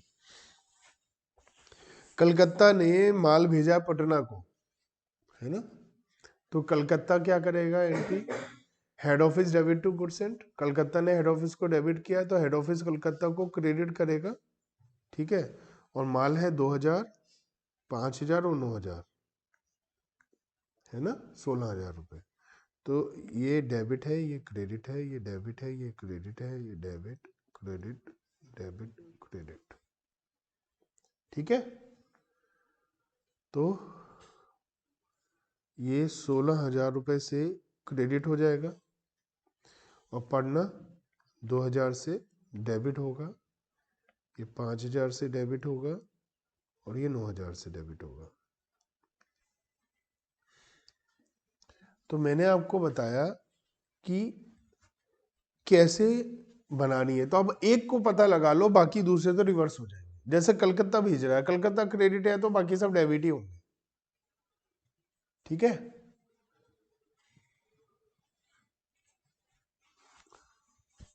हाँ जी बताइए आप, सेकंड ट्रांजैक्शन में क्या होगा?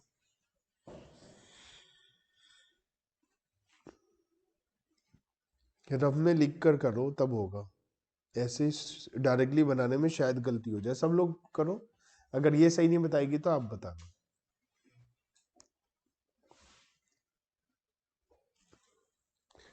मैं इसलिए कह रहा हूँ करो, क्योंकि फिर मैं करूंगा तो आप पता चलेगा आपने वैसे ही करा या नहीं जैसा मैं बता रहा था। लिखो अपने हिसाब से, रफ में एंट्री बनाओ क्या बननी चाहिए और फिर मुझे बताओ क्या होगा। Bill receivable to head office. किस में? सेकंड वाली एंट्री में। कैलकाटा में? हाँ, bill receivable to head office बिल्कुल सही है। तो कैलकाटा अगर हेड ऑफिस को क्रेडिट कर रहा है तो हेड ऑफिस कैलकाटा को डेबिट कर, हाँ बिल्कुल, तो कैलकाटा में डेबिट में आ जाएगा और बाकी जगह पे। हाँ तो बाकी बिल्कुल सही है बोला आपने। तो कितना होगा? 1,000, 4, 8,000। तो 8,000 से यहाँ डेबिट हो जाएगा और यहाँ पर क्रेडिट हो जाएगा 1,000,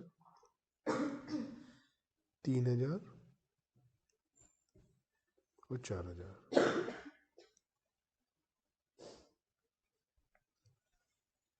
बिल्कुल सही बात है।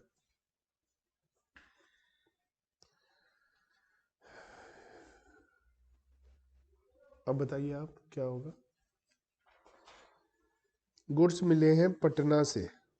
Goods debit to head office hmm Calcutta, तो हेड ऑफिस में डेबिट हो जाएगा। तो हो गया 7,000 और 6,000, 13,000, 28। देखो 28 है ना?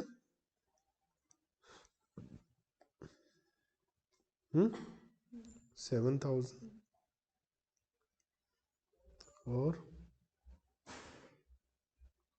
6,000 और 15,000। ठीक है, कोई टेंशन? बताओ फिर अगला नेक्स्ट।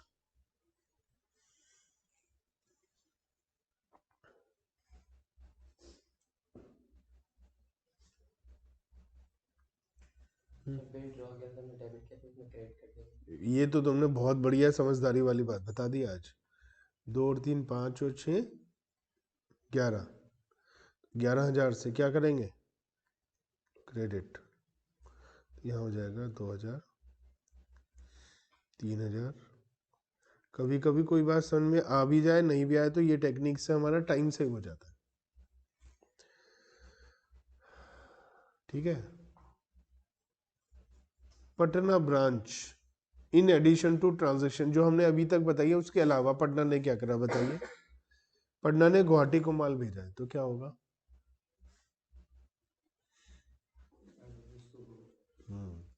तो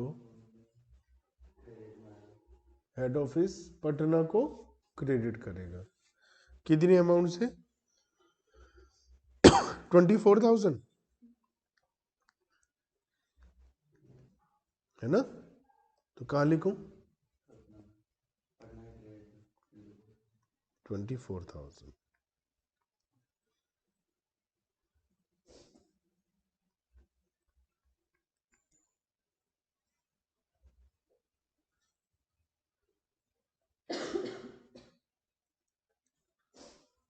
ठीक है,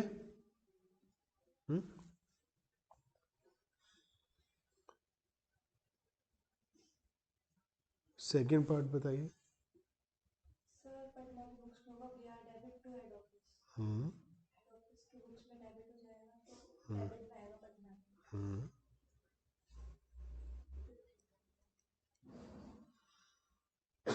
15,000 है ना।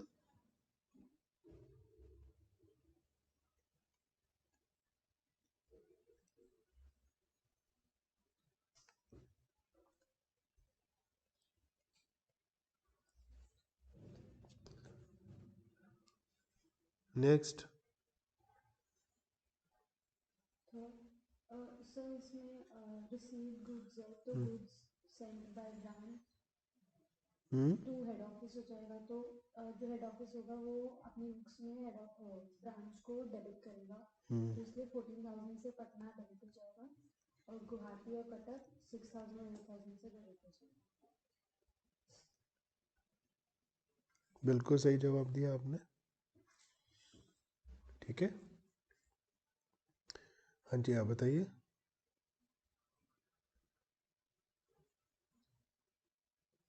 तो डेबिट हो जाएगा पटना के अकाउंट में। पटना क्या एंट्री बनाएगा पहले मुझे ये बताओ। बिल ड्रॉ करा, इसने एक्सेप्ट करा, तो पटना के लिए क्रेडिट हो जाएगा, बिल पेबल हो जाएगा उसके तो head office debit to bills payable, तो इसने हेड ऑफिस डेबिट किया था, हेड ऑफिस इसे क्रेडिट कर देगा 7,000 से।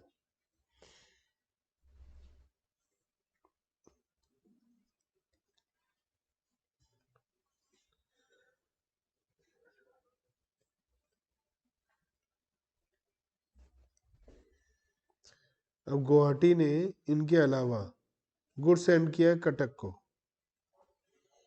हाँ जी, क्या करूं, कोई भी बताओ।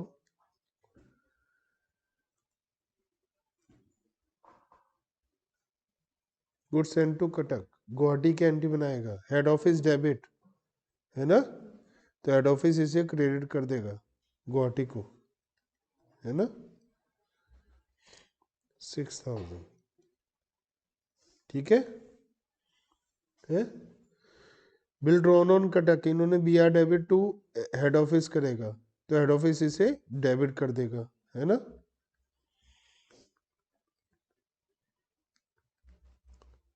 $4,000।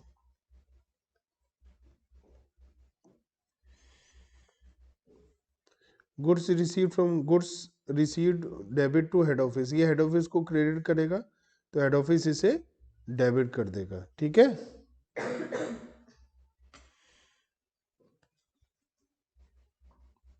$9,000। Bill accepted drawn by Cuttack, तो इनके लिए बिल्स पे बिल है, तो हेड ऑफिस को ये डेबिट करेंगे, हेड ऑफिस इन्हें क्रेडिट करेगा।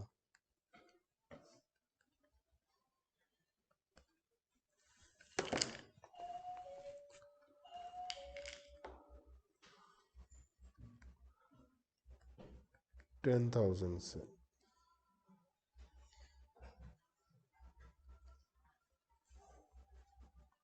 ये वाला भी टोटल कर लेते हैं इसका, है ना।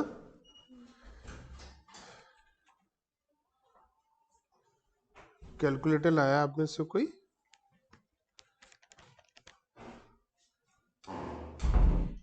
तो ये हो गया 36,000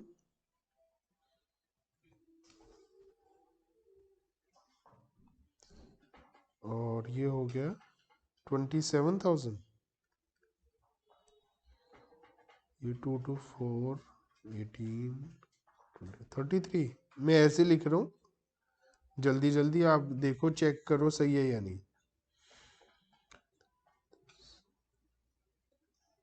39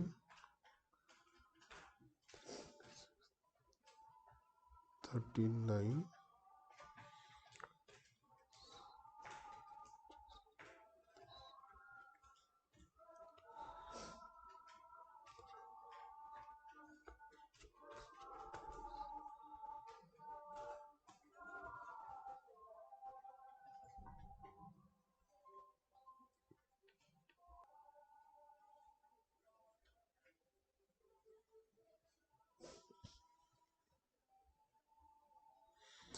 तो अब हमने ये टोटल कर लिया इन सब का। अब हमें समझना है कि इसमें टोटल करने के बाद क्या होगा। अब ये हमने पता है सारी जनरल एंट्री बनाई थी टेबुलर फॉर्म में, अब देखो, हमें जो कलकत्ता ब्रांच है उसे डेबिट करना है 36 से और क्रेडिट करना है 27 से। तो नेट एक बार क्या करें, डेबिट कर दें। कितनी अमाउंट से? 9000 डेबिट। ठीक है, 9000 से डेबिट कर देते हैं।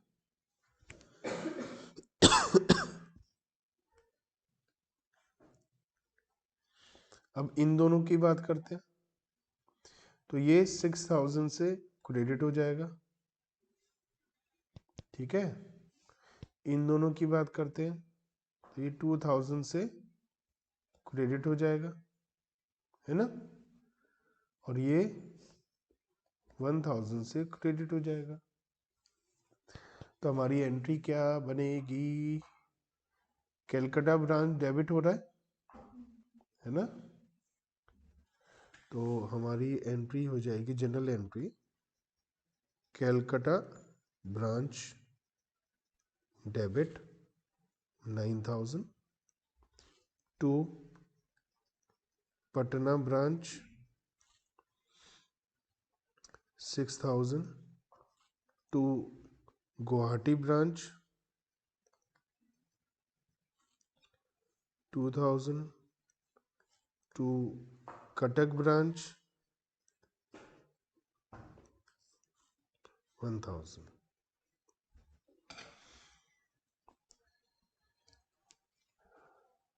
तो ये हमने एक एंट्री बनाई 12 ट्रांजैक्शन की बजाय, तो टाइम सेव हो गया ना हमारा। ऐसे ही जो ब्रांच है, अलग अलग हम एंट्री बनाए, हर एक ब्रांच की बनाए, तो उससे अच्छा हम क्या कर रहे हैं, एक एंट्री बना रहे हैं। तो ये एग्जाम में अगर आ जाएगा तो आपको ऐसे करना होगा। ठीक है।